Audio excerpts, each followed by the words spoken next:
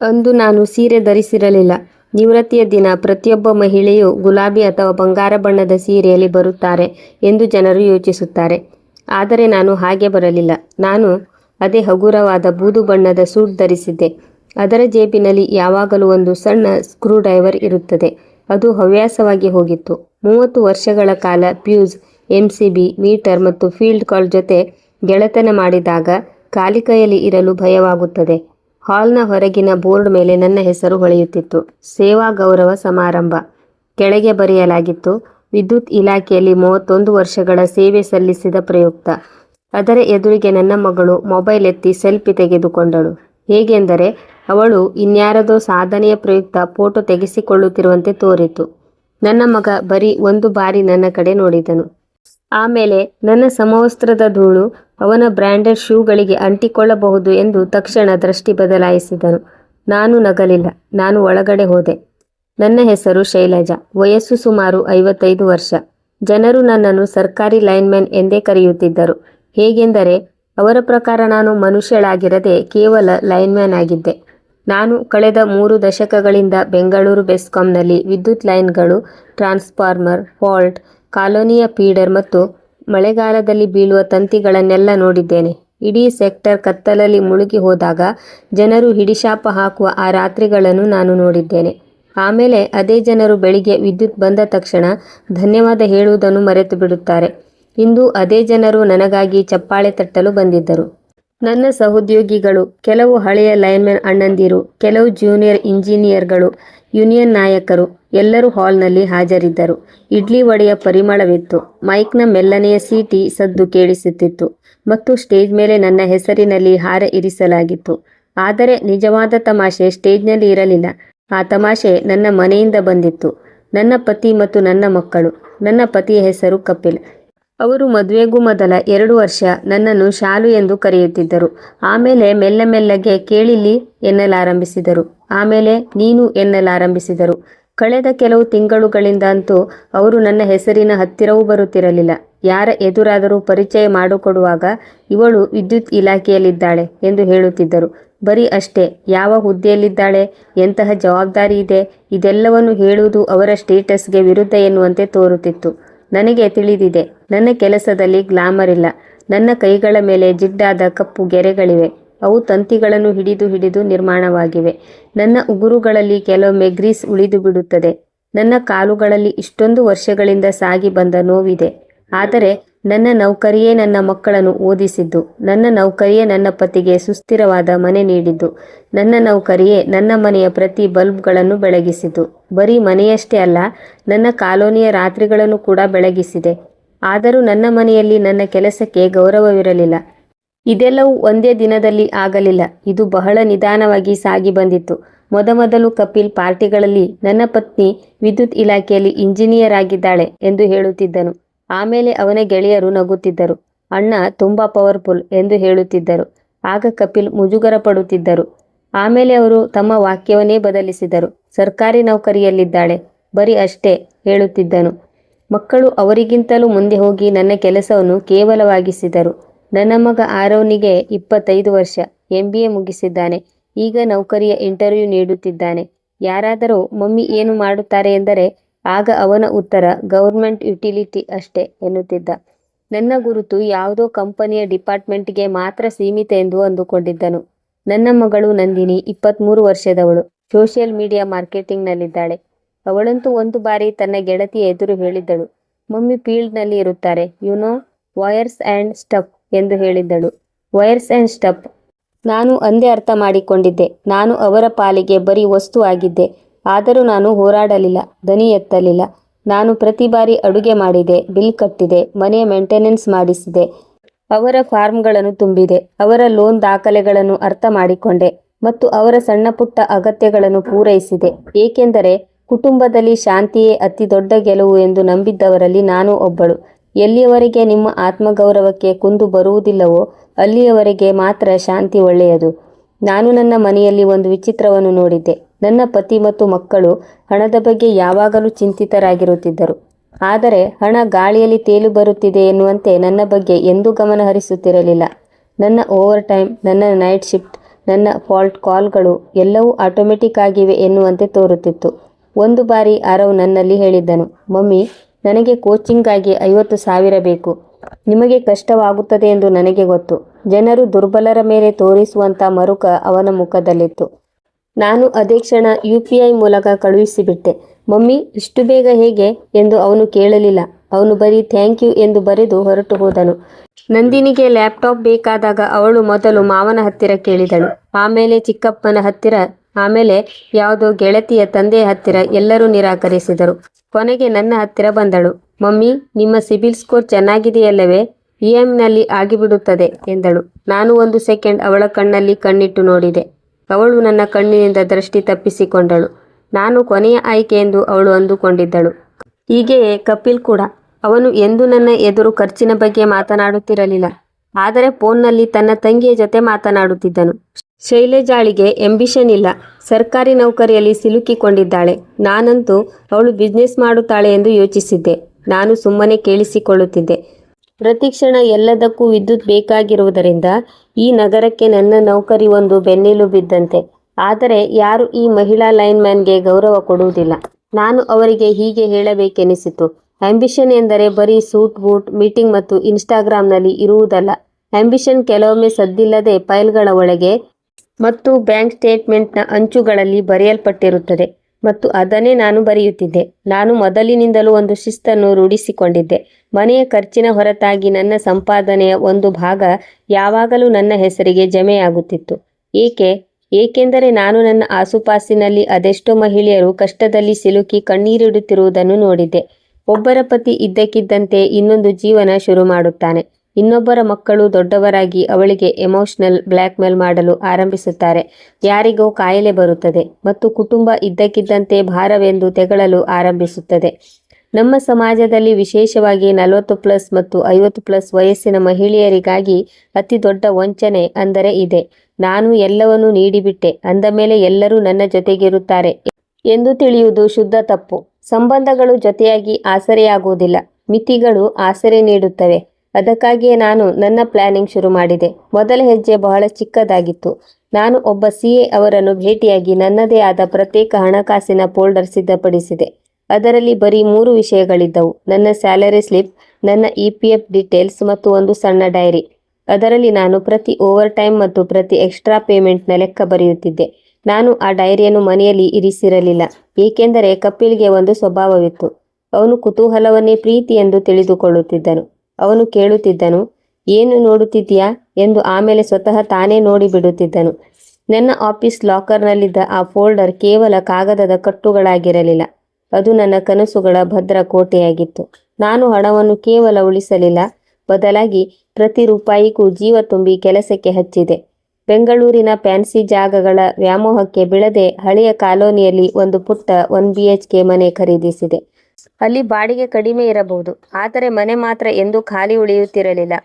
ಆ ಮನೆಯ ಪ್ರತಿ ಮೂಲೆಯನ್ನು ನಾನೇ ಪೇಂಟ್ ಮಾಡಿದೆ, ಪ್ಲಂಬರ್ ಕರೆಸಿ ಸರಿಪಡಿಸಿದೆ, ಹಳೆಯ ಸ್ವಿಚ್ ಬೋರ್ಡ್ಗಳನ್ನು ಬದಲಿಸಿದೆ. ಯಾವಾಗ ನನ್ನ ಮೊದಲ ಬಾಡಿಗೆದಾರ ಬಂದು ನನ್ನನ್ನು ಮೇಡಮ್ ಅವರೇ ಎಂದು ಕರೆದನೋ, ಆ ಶಬ್ದ ನನಗೆ ಹಸಿದ ಹೊಟ್ಟೆಗೆ ಸಿಕ್ಕ ಬಿಸಿ ರೊಟ್ಟಿಯಂತೆ ಹಿತ ನೀಡಿತು. ನನ್ನ ಸ್ವಂತ ಮನೆಯಲ್ಲಿ ಯಾರೂ ನನ್ನನ್ನು ಅಷ್ಟು ಗೌರವದಿಂದ ಕರೆದವರಲ್ಲ. ಒಮ್ಮೆ ಆ ಬಾಡಿಗೆದಾರ, ಮೇಡಮ್, ನೀರಿನ ಟ್ಯಾಂಕ್ ಮುಚ್ಚಳ ಸ್ವಲ್ಪ ಸರಿಪಡಿಸಿ ಎಂದಿದ್ದ. ಮರುದಿನವೇ ನಾನು ಅದನ್ನು ಸರಿಪಡಿಸಿದಾಗ ಅವನು, ನೀವು ಬಹಳ ಜವಾಬ್ದಾರಿಯುತ ವ್ಯಕ್ತಿ ಎಂದು ಮೆಚ್ಚುಗೆ ಸೂಚಿಸಿದ. ಆಗ ನನ್ನ ಮನಸ್ಸಿನಲ್ಲಿ ಒಂದು ಆಳವಾದ ಆಲೋಚನೆ ಮೂಡಿತು. ನನ್ನವರು ಯಾರೂ ಗುರುತಿಸದ ನನ್ನೊಳಗಿನ ಜವಾಬ್ದಾರಿಯನ್ನು ಈ ಅಪರಿಚಿತ ವ್ಯಕ್ತಿ ಎಷ್ಟು ಸುಲಭವಾಗಿ ಗುರುತಿಸಿಬಿಟ್ಟನಲ್ಲ. ಹೀಗೆ ನನ್ನ ಗುರಿಗಳತ್ತ 2ನೇ ಹೆಜ್ಜೆ, ಆಮೇಲೆ 3ನೇ ಹೆಜ್ಜೆ ಇಡುತ್ತಾ ಸಾಗಿದೆ. ಈ ಮೌನ ಕ್ರಾಂತಿಯ ಬಗ್ಗೆ ಯಾರಿಗೂ ಸುಳಿವು ನೀಡಲಿಲ್ಲ. ನಾನು ಓವರ್ ಟೈಮ್ ಕೆಲಸ ಮಾಡಿ ಸುಸ್ತಾಗುತ್ತಿದ್ದೇನೆ ಎಂದು ಕಪಿಲ್ ಭಾವಿಸಿದರೆ, ಅಮ್ಮ ಸರ್ಕಾರಿ ನೌಕರಿಯ ಜಂಜಾಟದಲ್ಲಿ ಸಿಲುಕಿದ್ದಾಳೆ ಎಂದು ಮಕ್ಕಳು ಅಂದುಕೊಂಡರು. ಆದರೆ ನಾನು ಮಾತ್ರ ನನ್ನದೇ ಆದ ನಿಶ್ಶಬ್ದದೊಳಗೆ ಯಾರಿಗೂ ಕಾಣದಂತೆ ನನ್ನ ಭವಿಷ್ಯದ ಬಂಗಲೆಯನ್ನು ಕಟ್ಟುತ್ತಿದ್ದೆ. 2024ರ ಆ ಬೇಸಿಗೆಯ ದಿನಗಳು ನನ್ನ ಬದುಕಿನ ದಿಕ್ಕನ್ನೇ ಬದಲಿಸಿದವು. ಮನೆಯ ಗೋಡೆಗಳ ನಡುವೆ ಏನೋ ಒಂದು ಬದಲಾಗುತ್ತಿದೆ ಎಂಬುದು ನನಗೆ ಸ್ಪಷ್ಟವಾಗಿ ಅರಿವಾಗತೊಡಗಿತ್ತು. ಕಪಿಲ್ ವರ್ತನೆಯಲ್ಲಿನ ದಿಢೀರ್ ಬದಲಾವಣೆಗಳು, ಹೊಸ ಜಿಮ್ ಅಭ್ಯಾಸ, ಬೆಲೆ ಬಾಳುವ ಪರ್ಫ್ಯೂಮ್, ಸದಾ ಪಕ್ಕದಲ್ಲೇ ಇರುವ ಹೊಸ ವಾಚ್, ಮತ್ತು ಮುಖ್ಯವಾಗಿ ಯಾವಾಗಲೂ ಸ್ಕ್ರೀನ್ ಕೆಳಗಿರುವಂತೆ ಉಲ್ಟಾ ಇರಿಸುವ ಆ ಮೊಬೈಲ್ ಫೋನ್, ಇವೆಲ್ಲವೂ ಒಂದು ಮೌನ ಸಂಕೇತಗಳಾಗಿದ್ದವು. ಒಂದು ಕಾಲದಲ್ಲಿ ನನ್ನ ಕಣ್ಣಲ್ಲಿ ಕಣ್ಣಿಟ್ಟು ನಗುತ್ತಿದ್ದ ಮನುಷ್ಯ ಇಂದು ಫೋನ್ ಸ್ಕ್ರೀನ್ ನೋಡಿ ಮುಗುಳ್ನಗುತ್ತಿದ್ದ. ನಾನು ಪ್ರಶ್ನೆ ಕೇಳುವುದನ್ನು ನಿಲ್ಲಿಸಿದೆ. ಏಕೆಂದರೆ ಬದುಕಿನ ಕಹಿ ಪಾಠ ನನಗೆ ಕಲಿಸಿಕೊಟ್ಟ ಸತ್ಯವೊಂದಿತ್ತು. ಪ್ರಶ್ನೆ ಕೇಳುವುದರಿಂದ ಸತ್ಯ ಹೊರಬರುವುದಿಲ್ಲ. ಚದುರಿದ ಸಾಕ್ಷ್ಯಗಳನ್ನು ಒಟ್ಟುಗೂಡಿಸಿದಾಗ ಮಾತ್ರ ಸತ್ಯದ ದರ್ಶನವಾಗುತ್ತದೆ. ಒಂದು ದಿನ ಕ್ರೆಡಿಟ್ ಕಾರ್ಡ್ ಬಿಲ್ನಲ್ಲಿ ಕಂಡ ಆ ದುಬಾರಿ ಕೆಫೆಯ ಖರ್ಚು ಕಪಿಲ್ ನೀಡಿದ್ದ ಆಫೀಸ್ ಮೀಟಿಂಗ್ ಎಂಬ ಸುಳ್ಳನ್ನು ಬೆತ್ತಲೆ ಮಾಡಿತ್ತು. ಅಂದು ರಾತ್ರಿ ನಾನು ಜಗಳವಾಡಲಿಲ್ಲ, ಕೂಗಾಡಲಿಲ್ಲ. ಬದಲಾಗಿ ತಣ್ಣಗೆ ಕುಳಿತು ನನ್ನ ಭವಿಷ್ಯದ ಸುರಕ್ಷತೆಯ ಪಟ್ಟಿ ಸಿದ್ಧಪಡಿಸಿಕೊಂಡೆ. ಯಾವ ಆಸ್ತಿಗಳು ನನ್ನ ಹೆಸರಿನಲ್ಲಿವೆ, ಯಾವ ಖಾತೆಗಳು ಜಾಯಿಂಟ್ ಆಗಿವೆ, ನಾಮಿನೇಷನ್ ಎಲ್ಲೆಲ್ಲಿ ತಪ್ಪಾಗಿದೆ, ನನ್ನ ಅರಿವಿಲ್ಲದೆ ನನ್ನ ಹಕ್ಕುಗಳನ್ನು ಯಾರು ಬಳಸುತ್ತಿದ್ದಾರೆ. ಮಧ್ಯವಯಸ್ಸಿನ ಅಥವಾ 50 ದಾಟಿದ ಮಹಿಳೆಯರಿಗೆ ಈ ಮಾತುಗಳು ಆಘಾತಕಾರಿ ಎನ್ನಿಸಬಹುದು. ಆದರೆ ಕಟ್ಟು ಸತ್ಯವೆಂದರೆ ನಮ್ಮ ಸಮಾಜದಲ್ಲಿ ಹೆಣ್ಣು ಮಕ್ಕಳು ಅತಿ ಹೆಚ್ಚು ನಷ್ಟ ಅನುಭವಿಸುವುದು ಈ ಜಾಯಿಂಟ್ ಎಂಬ ಶಬ್ದದಿಂದಲೇ. Joint account, joint property, joint decision, ಈ ಎಲ್ಲ ಜಾಯಿಂಟ್ಗಳು ಮುರಿದು ಬಿದ್ದಾಗ ಕೊನೆಗೆ ಉಳಿಯುವುದು ಒಬ್ಬಂಟಿ ಹೆಣ್ಣು ಮಾತ್ರ. ನಂಬಿಕೆ ಇರಲಿ, ಆದರೆ ಅದು ನಿಮ್ಮನ್ನು ಅಸಹಾಯಕರನ್ನಾಗಿ ಮಾಡಬಾರದು. ಬಾಂಧವ್ಯಗಳು ಬದಲಾಗಬಹುದು, ಆದರೆ ನಿಮ್ಮ ಆರ್ಥಿಕ ಸ್ವತಂತ್ರ ಮತ್ತು ಅಸ್ತಿತ್ವ ನಿಮ್ಮ ಕೈಯಲ್ಲೇ ಇರಬೇಕು. ನಾನು ನನ್ನನ್ನು ಒಬ್ಬಂಟಿಯಾಗಲು ಬಿಡುವುದಿಲ್ಲ ಎಂದು ಅಂದೇ ನಿರ್ಧರಿಸಿದೆ. ಮಕ್ಕಳಾದ ಆರವ್ ಮತ್ತು ನಂದಿನಿಯ ಬದಲಾದ ನಡವಳಿಕೆ ನನ್ನಲ್ಲಿ ಅಚ್ಚರಿ ಮೂಡಿಸಿತು. ಮಮ್ಮಿ, ನಿಮ್ಮ ಫ್ಯೂಚರ್ ಪ್ಲಾನ್ ಏನು ಎಂಬ ಅವರ ಪ್ರಶ್ನೆಯಲ್ಲಿ ಲೋಕಕ್ಕೆ ಮಕ್ಕಳ ಕಾಳಜಿ ಕಂಡರೆ ನನಗಲ್ಲಿ ಸ್ವಾರ್ಥದ ಗಣಿತ ಮಾತ್ರ ಕಾಣಿಸುತ್ತಿತ್ತು.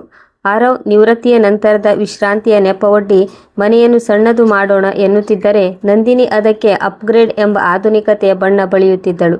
ಅಂದು ಮೊದಲ ಬಾರಿಗೆ ನಾನು ಅವರ ಕಣ್ಣುಗಳನ್ನು ದಿಟ್ಟಿಸಿ ನೋಡಿದೆ. ಅಲ್ಲಿ ಅವರಿಗೆ ನನ್ನ ವಿಶ್ರಾಂತಿಯ ಬಗ್ಗೆ ಚಿಂತೆ ಇರಲಿಲ್ಲ. ಬದಲಾಗಿ ನನ್ನ ಆಸ್ತಿಪಾಸ್ತಿಗಳ ಮೇಲೆ ಕಣ್ಣಿತ್ತು. ಕಪಿಲ್ ಒಬ್ಬನೇ ಅಲ್ಲ, ಈ ಸಂಚು ಮನೆಯೊಳಗೆ ಒಟ್ಟಾಗಿ ರೂಪಿತವಾಗುತ್ತಿದೆ ಎಂಬ ಕಟ್ಟು ಸತ್ಯ ನನಗೆ ಅರಿವಾಯಿತು. ನನ್ನ ನಿವೃತ್ತಿಯ ಗೌರವ ಸಮಾರಂಭವನ್ನು ತಾನೇ ಆಯೋಜಿಸುವುದಾಗಿ ಕಪಿಲ್ ಮುಂದೆ ಬಂದಾಗ ನನ್ನ ಮನಸ್ಸಿನಲ್ಲಿ ಎಚ್ಚರಿಕೆಯ ಗಂಟೆ ಬಾರಿಸಿತು. ಜೀವನದಲ್ಲಿ ಎಂದೂ ನನಗಾಗಿ ಏನನ್ನೂ ಮಾಡದವನು ಇಂದು ದಿಢೀರನೆ ಇಷ್ಟು ಒಳ್ಳೆಯವನಾಗಲು ಹೇಗೆ ಸಾಧ್ಯ? ಆದರೂ ನಾನು ಅದಕ್ಕೆ ಸಮ್ಮತಿಸಿದೆ. ಏಕೆಂದರೆ ಯಾರಾದರೂ ನಿನ್ನನ್ನು ಕೆಡವಲು ವೇದಿಕೆಯನ್ನು ಸಿದ್ಧಪಡಿಸುತ್ತಿದ್ದಾರೆ ಎಂದರೆ ಸತ್ಯವನ್ನು ಎತ್ತಿ ಹಿಡಿಯಲು ಅದಕ್ಕಿಂತ ಸೂಕ್ತವಾದ ಜಾಗ ಬೇರೊಂದಿಲ್ಲ. ಅವರು ನಿರ್ಮಿಸಿದ ಅದೇ ವೇದಿಕೆಯ ಮೇಲೆ ನಿಂತು ಸಂಚನ್ನು ಬಯಲು ಮಾಡುವ ಧೈರ್ಯ ನನಗಿದೆ. ಸಭಾಂಗಣದ ಒಳಗೆ ನನ್ನ ಸೂಪರ್ವೈಸರ್ ಭಾಷಣ ಅಬ್ಬರಿಸುತ್ತಿತ್ತು. ಶೈಲಜಾ ಅವರು ತಮ್ಮ 31 ವರ್ಷಗಳ ಸುದೀರ್ಘ ಸೇವೆಯಲ್ಲಿ ಒಂದೇ ಒಂದು ಸುರಕ್ಷತಾ ಲೋಪಕ್ಕೂ ಅವಕಾಶ ನೀಡಲಿಲ್ಲ. ಹಳೆಯ ಯೂನಿಯನ್ ಗೆಳೆಯರ ಕಣ್ಣಲ್ಲಿ ಹೆಮ್ಮೆಯ ಮಿಂಚಿತ್ತು. ಜನರ ಚಪ್ಪಾಳೆ ಮುಗಿಲು ಮುಟ್ಟಿತ್ತು. ಆದರೆ ನನ್ನ ಸ್ವಂತ ಮಕ್ಕಳು, ಅವರು ಕಡೆಯ ಸಾಲಿನಲ್ಲಿ ಕುಳಿತು ಫೋನಿನಲ್ಲಿ ಏನನ್ನು ಟೈಪ್ ಮಾಡುವುದರಲ್ಲಿ ಮಗ್ನರಾಗಿದ್ದರು. ಮುಂದಿನ ಸಾಲಿನಲ್ಲಿ ಬಿಳಿ ಶರ್ಟ್ ಧರಿಸಿ ಕುಳಿತಿದ್ದ ಕಪಿಲ್ ಮುಖದಲ್ಲಿ ವಿಚಿತ್ರವಾದ ಭಾವವಿತ್ತು. ಇಷ್ಟು ವರ್ಷ ನನ್ನ ನೌಕರಿಯನ್ನು ಸಹಿಸಿಕೊಂಡು ಬಂದ ಏಕೈಕ ಬಲಿಪಶು ತಾನೇ ಎನ್ನುವಂತಹ ನಟನೆ ಅವನ ಮುಖದಲ್ಲಿ ಎದ್ದು ಕಾಣುತ್ತಿತ್ತು. ನನಗೆ ಹಾರ ಹಾಕಿ ಶಾಲು ಹೊದಿಸಿ ಸ್ಮರಣಿಕೆಯನ್ನು ಕೈಗಿತ್ತಾಗಲೂ ನನ್ನ ದೃಷ್ಟಿ ಕ್ಯಾಮರಾದ ಕಡೆ ಇರಲಿಲ್ಲ. ಅದು ನನ್ನ ಮಕ್ಕಳ ಮೇಲಿತ್ತು. ಆರವ್ ಏನೋ ಒಂದು ಔಪಚಾರಿಕತೆ ಮುಗಿಯಿತು ಎಂಬಂತೆ ಯಾಂತ್ರಿಕವಾಗಿ ಚಪ್ಪಾಳೆ ತಟ್ಟುತ್ತಿದ್ದ. ನಂದಿನಿ ಮೆಲ್ಲನೆ ಪಿಸುಗುಟ್ಟಿದ್ದು ಕೇಳಿಸಿತು. ಈಗ ಅಸಲಿ ಆಟ, ಅಂದರೆ ಸ್ಪೀಚ್ ಶುರುವಾಗುತ್ತದೆ. ನಾನು ಯಾವುದಕ್ಕಾಗಿ ಕಾಯುತ್ತಿದ್ದೇನೋ ಆ ಕ್ಷಣ ಬಂದೇ ಬಿಟ್ಟಿತ್ತು. ಮೈಕ್ ಕಪಿಲ್ ಕೈ ಸೇರಿತು. ಅವನು ನಗುತ್ತಲೇ ಮಾತು ಶುರು ಮಾಡಿದ. ಎಲ್ಲರಿಗೂ ಧನ್ಯವಾದಗಳು. ಶೈಲಜಾ ತುಂಬ ಪರಿಶ್ರಮ ಪಟ್ಟಿದ್ದಾಳೆ. ಆದರೆ ಈಗ ನಾವು ನಮ್ಮ ಜೀವನದ ಮುಂದಿನ ಅಧ್ಯಾಯದ ಬಗ್ಗೆ ಯೋಚಿಸಬೇಕು. ಅವನು ಬಳಸಿದ ಆ 2 ಪದಗಳು ನಾವು ಮತ್ತು ಮುಂದಿನ ಅಧ್ಯಾಯ ನನ್ನ ಕಿವಿಯಲ್ಲಿ ಗುಯ್ ಎನ್ನುತ್ತಿದ್ದವು. ಸುಸಂಸ್ಕೃತ ಲೋಕದಲ್ಲಿ ವಿಚ್ಛೇದನ ಅಥವಾ ಬೇರ್ಪಡುವಿಕೆ ಎನ್ನು ಅತ್ಯಂತ ನಾಜೂಕಾಗಿ ಹೇಳಲು ಬಳಸುವ ಪದಗಳಿವು ಎಂಬುದು ನನಗೆ ಸ್ಪಷ್ಟವಾಗಿ ಅರ್ಥವಾಯಿತು. ತನ್ನ ಸ್ವಾರ್ಥದ ಹಾದಿಗೆ ಅವನು ಅಡಿಪಾಯ ಹಾಕುತ್ತಿದ್ದ. ಸಭಾಂಗಣದಲ್ಲಿ ಪಿಸುಮಾತುಗಳು ಅಲೆ ಅಲೆಯಾಗಿ ಹರಡಲಾರಂಭಿಸಿದವು. ಕಪಿಲ್ ತನ್ನ ಜೇಬಿನಿಂದ ಒಂದು ದಪ್ಪನೆಯ ಲಕೋಟೆಯನ್ನು ಹೊರತೆಗೆದ. ಸೋಲಲಾರದ ಜೂಜುಕೋರನ ಮುಖದಲ್ಲಿರುವಂತಹ ವಿಜಯದ ನಗು ಅವನಲ್ಲಿತ್ತು. ಅವನು ಅಹಂಕಾರದಿಂದಲೇ ಹೇಳಿದ, ಶೈಲಜಾ, ಇಷ್ಟು ವರ್ಷ ಕೆಲಸ ಮಾಡಿದ್ಯಾ, ಈಗ ನಿನಗೆ ಸ್ವಾತಂತ್ರ್ಯ ಬೇಕು, ನನಗೂ ಕೂಡ. ಆ ಲಕೋಟೆಯನ್ನು ನನ್ನ ಕೈಗಿತ್ತಾಗ ಇಡೀ ಹಾಲ್ ಸ್ಮಶಾನ ಮೌನಕ್ಕೆ ಜಾರಿತು. ಅಷ್ಟರಲ್ಲಿ ಆರವ್ ಮತ್ತು ನಂದಿನಿ ಮೊದಲೇ ನಿರ್ಧರಿಸಿದಂತೆ ಎದ್ದು ನಿಂತರು. ಗುಡ್, ಫೈನಲಿ ಎಂದು ಆರವ್ ಉದ್ಗರಿಸಿದರೆ ನಂದಿನಿ ಯಾವುದೋ ಪ್ರವಾಸದ ಘೋಷಣೆಯಾದಂತೆ ಸಂಭ್ರಮದಿಂದ ಚಪ್ಪಾಳೆ ತಟ್ಟಿದಳು. ಕಪಿಲ್ ಅತ್ಯಂತ ಸ್ಪಷ್ಟವಾಗಿ ಘೋಷಿಸಿದ, ಇದು ಡಿವೋರ್ಸ್ ನೋಟಿಸ್. ನಾನು ಫೈಲ್ ಮಾಡಿದ್ದೇನೆ. ನನ್ನ ಕೈಯಲ್ಲಿ ಆ ಲಕೋಟೆ ಇತ್ತು. ಕಿವಿಗಳಲ್ಲಿ ಮಕ್ಕಳ ಚಪ್ಪಾಳೆಯ ದನಿಯಿತ್ತು. ಆದರೆ ಆ ಚಪ್ಪಾಳೆಗಳು ನನ್ನ ಸಾಧನೆಗಾಗಿ ಇರಲಿಲ್ಲ, ನನ್ನ ಸಂಸಾರ ಒಡೆಯುತ್ತಿರುವುದಕ್ಕೆ ಸಾಕ್ಷಿಯಾಗಿದ್ದವು. ಒಂದು ಕ್ಷಣ ಕಣ್ಣು ಮುಚ್ಚಿದೆ. ನೋವು ನಗುವಾಗಿ ಬದಲಾಯಿತು. ನಾನು ಲಕೋಟೆ ತೆರೆದು ಮೊದಲ ಸಾಲನ್ನು ಓದಿ ಅತ್ಯಂತ ಶಾಂತವಾಗಿ ಅದನ್ನು ಮಡಚಿಟ್ಟೆ. ಯಾರೂ ಊಹಿಸದ ಆ ತಿರುವು ಆಗ ಶುರುವಾಯಿತು. ನನ್ನ ಬ್ಯಾಗ್ನಿಂದ ಎರಡನೇ ಲಕೋಟೆಯನ್ನು ಹೊರತೆಗೆದೆ. ಅದು ನನ್ನ ಲಕೋಟೆಯಾಗಿತ್ತು. ನೇರವಾಗಿ ಮೈಕ್ ಹತ್ತಿರ ಹೋಗಿ ಕಪಿಲ್ನ ಕಣ್ಣುಗಳಲ್ಲಿ ಕಣ್ಣಿಟ್ಟು ಇಡೀ ಸಭಾಂಗಣಕ್ಕೆ ಕೇಳಿಸುವಂತಹ ಮೃದುವಾದ ಆದರೆ ಅಷ್ಟೇ ಗಂಭೀರವಾದ ದನಿಯಲ್ಲಿ ಹೇಳಿದೆ, ಸರಿ ಕಪಿಲ್, ಈಗ ನನ್ನ ಸರದಿ. ನಾನು ನನ್ನ ಲಕೋಟೆಯನ್ನು ತೆರೆಯಲು ಕೈ ಹಾಕಿದಾಗ ಸಭಾಂಗಣದ ವಾತಾವರಣವೇ ಬದಲಾಯಿತು. ಕಪಿಲ್ ಮುಖದ ಬಣ್ಣ ಬದಲಾಯಿತು. ಫೋನ್ನಲ್ಲಿ ನಿರತನಾಗಿದ್ದ ಆರವ್ನ ಬೆರಳುಗಳು ಸ್ತಬ್ಧವಾಗಿದ್ದವು. ನಂದಿನಿಯ ನಗು ಮುಖದ ಮೇಲೆ ಅಂಟಿಕೊಂಡಂತಾಗಿತ್ತು. ಅಷ್ಟರಲ್ಲೇ ನನ್ನ ಜೇಬಿನಲ್ಲಿದ್ದ ಫೋನ್ ವೈಬ್ರೇಟ್ ಆಯಿತು. ನಾನು ಎಂದು ಸೇವ್ ಮಾಡದ ಆ ಅಪರಿಚಿತ ನಂಬರ್ನಿಂದ ಮೆಸೇಜ್ ಬಂದಿತ್ತು. ಸ್ಕ್ರೀನ್ ಮೇಲೆ ಕೇವಲ ಒಂದು ಶಬ್ದ ಎದ್ದು ಕಾಣುತ್ತಿತ್ತು, ಮೇಡಮ್. ಫೋನಿನ ಆ ಕಂಪನ ನನ್ನ ಕೈ ನೆರಳುಗಳ ಮೂಲಕ ದೇಹವಿಡೀ ಹರಿಯಿತು. ಒಂದು ಕೈಯಲ್ಲಿ ನನ್ನ ಲಕೋಟೆ, ಇನ್ನೊಂದು ಕೈ ಜೇಬಿನ ಹತ್ತಿರ. ಮೈಕ್ ಮುಂದೆ ನಿಂತಿದ್ದ ನನ್ನಲ್ಲಿ ಅತೀಂದ್ರಿಯ ಶಾಂತಿ ನೆಲೆಸಿತ್ತು. ಸ್ಕ್ರೀನ್ ಮೇಲೆ ಅವಸರದಲ್ಲಿ ಟೈಪ್ ಮಾಡಿದಂತೆ ಕಂಡ ಆ ಅಪೂರ್ಣ ವಾಕ್ಯ ನನ್ನನ್ನು ಎಚ್ಚರಿಸುತ್ತಿತ್ತು. ಕಪಿಲ್ ನಾನು ಯಾವುದೋ ತಪ್ಪು ಹೆಜ್ಜೆ ಇಡುತ್ತೇನೆ ಎಂಬಂತೆ ಗಾಬರಿಯಿಂದ ನೋಡುತ್ತಿದ್ದ. ನನ್ನಿಬ್ಬರು ಮಕ್ಕಳು ನಾನು ಅಳಬಹುದು, ಕಿರುಚಬಹುದು ಅಥವಾ ಅಲ್ಲಿಂದ ಓಡಿ ಹೋಗಬಹುದು ಎಂದು ಕಾದು ಕುಳಿತಿದ್ದರು. ಆದರೆ ನಾನು ಅಳಲಿಲ್ಲ, ಕಿರುಚಲಿಲ್ಲ. ಒಂದು ಕ್ಷಣ ನನ್ನ ಅಂತರಾತ್ಮದ ಆಳಕ್ಕೆ ಇಳಿದೆ. ಅಲ್ಲಿ ನಾನು ನನಗಾಗಿಯೇ ರೂಪಿಸಿಕೊಂಡಿದ್ದ ಒಂದು ಕಠಿಣ ನಿಯಮವಿತ್ತು. ಯಾವಾಗ ಹೃದಯದ ಬಡಿತ ಜೋರಾಗುತ್ತದೋ ಆಗ ಮೊದಲು ಮಿದುಳನ್ನು ಚಲಾಯಿಸು. ನಾನು ಫೋನ್ ಹೊರತೆಗೆದು ಸ್ಕ್ರೀನ್ ಉಲ್ಟಾ ಮಾಡಿದೆ. ನೋಟಿಫಿಕೇಶನ್ ಪೂರ್ತಿಯಾಗಿ ಕಾಣದಂತೆ ನಾನು ಸೆಟ್ ಮಾಡಿದ್ದ ಲಾಕ್ ಸಿಸ್ಟಮ್ ನನ್ನ ರಕ್ಷಣೆಗೆ ಬಂದಿತ್ತು. ಕೇವಲ ಮೇಡಮ್ ಎಂಬ ಶಬ್ದ ಮಾತ್ರ ಅಸ್ಪಷ್ಟವಾಗಿ ಹೊಳೆಯಿತು. ನಾನು ಯಾರಿಗೂ ಸುಳಿವು ನೀಡದೆ ಫೋನ್ ಮರಳಿ ಜೇಬಿನಲ್ಲಿ ಇಟ್ಟೆ. ಒಂದು ವೇಳೆ ನಾನು ಆ ಮೆಸೇಜ್ಗೆ ಪ್ರತಿಕ್ರಿಯಿಸಿದ್ದರೆ ಮೂರನೇ ಆಟಗಾರನೊಬ್ಬ ಮೈದಾನಕ್ಕೆ ಇಳಿದಿದ್ದಾನೆ ಎಂಬ ಸತ್ಯ ಕಪಿಲ್ಗೆ ಅರ್ಥವಾಗಿ ಬಿಡುತ್ತಿತ್ತು. ಅವನು ಸದ್ಯಕ್ಕೆ ಅಜ್ಞಾನದಲ್ಲಿಯೇ ಇರಲಿ ಎಂಬುದು ನನ್ನ ಹಠವಾಗಿತ್ತು. ಸಭಾಂಗಣದ ಗಾಳಿಯಲ್ಲಿ ಉಸಿರು ಬಿಗಿಹಿಡಿದು ಮೌನ ಆವರಿಸಿತ್ತು. ನಾನು ನನ್ನ ಲಕೋಟೆಯನ್ನು ಅತ್ಯಂತ ನಿಧಾನವಾಗಿ ತೆರೆದೆ. ಅದು ಯಾವುದೇ ಪ್ರತಿದಾಳಿಯಂತೆ ಕಾಣದೆ ಒಂದು ಸಾಮಾನ್ಯ ಔಪಚಾರಿಕ ಕಾಗದದಂತೆ ಭಾಸವಾಗುತ್ತಿತ್ತು. ಜನರು ಸೇಡನ್ನು ತೀರಿಸಿಕೊಳ್ಳುವ ಆತುರದಲ್ಲಿ ತಪ್ಪು ಮಾಡುತ್ತಾರೆ.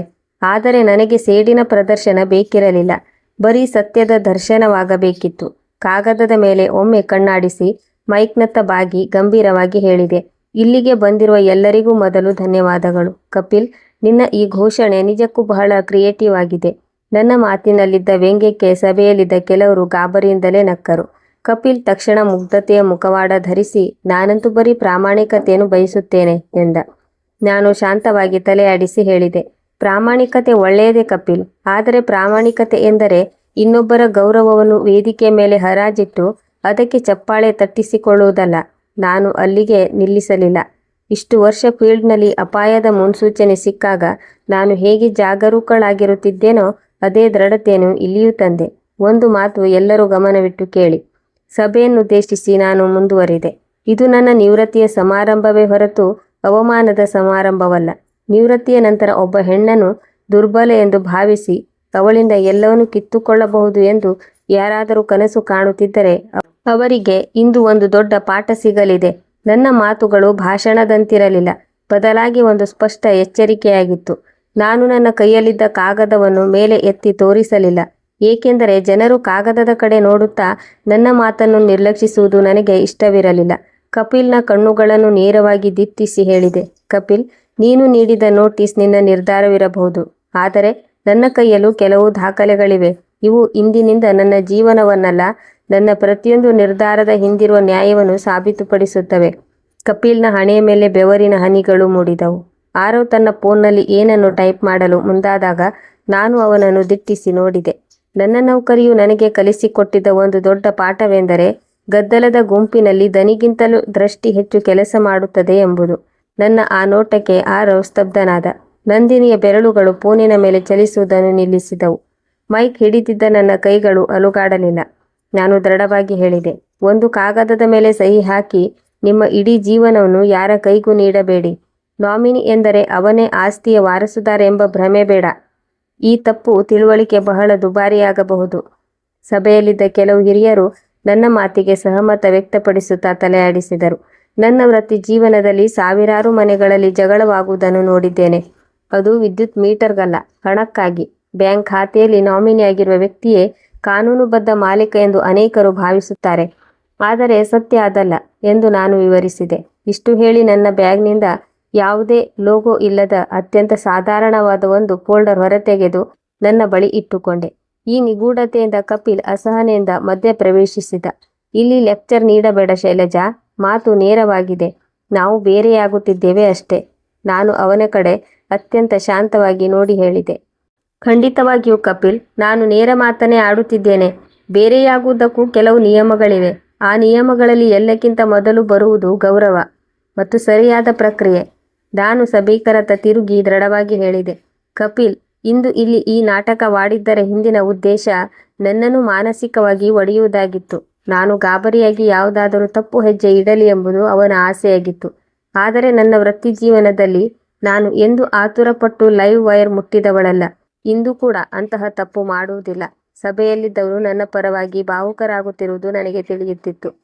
ಆದರೆ ಬರೀ ಅನುಕಂಪ ಸಾಕಾಗುವುದಿಲ್ಲ. ವಿಶೇಷವಾಗಿ ಆಸ್ತಿ ಹೂಡಿಕೆ ಮತ್ತು ಭವಿಷ್ಯದ ಬಗ್ಗೆ ಅರಿವಿರುವ ಮಧ್ಯವಯಸ್ಕರಿಗೆ ಮತ್ತು ಇಂದಿನ ಯುವ ಪೀಳಿಗೆಗೆ ಸತ್ಯದ ಹಿಂದಿರುವ ಲಾಜಿಕ್ ಮುಖ್ಯ ಎಂಬುದು ನನಗೆ ತಿಳಿದಿತ್ತು.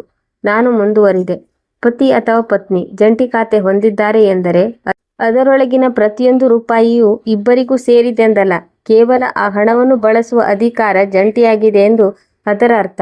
ಯಾವಾಗ ಸಂಬಂಧಗಳಲ್ಲಿ ಗೌರವ ಸತ್ತು ಹೋಗುತ್ತದೋ ಆಗ ಈ ಅಧಿಕಾರದ ದುರ್ಬಳಕೆ ಅತಿಯಾಗುತ್ತದೆ. ಈ ಮಾತಿನಿಂದ ಕೆರಳಿದ ಕಪಿಲ್ ಕುರ್ಚಿಯನ್ನು ಹಿಂದಕ್ಕೆ ತಳ್ಳಿ ಕಿರುಚಿದ. ಏನು ಹೇಳಲು ಹೊರಟಿದ್ದೀಯಾ? ನಾನು ಏನನ್ನೂ ಮಾಡಿಲ್ಲ. ನಾನು ಕೆಲವು ವರ್ಷಗಳಿಂದ ರೂಢಿಸಿಕೊಂಡಿದ್ದ ಆ ಸಣ್ಣ ನಗೆಯನ್ನು ಬೀರಿ ಹೇಳಿದೆ. ನೀನು ಮಾಡಲಿರುವುದು ಇಂದಿನದಲ್ಲ ಕಪಿಲ್, ಇದು ಬಹಳ ಹಿಂದೆಯೇ ಶುರುವಾಗಿದೆ.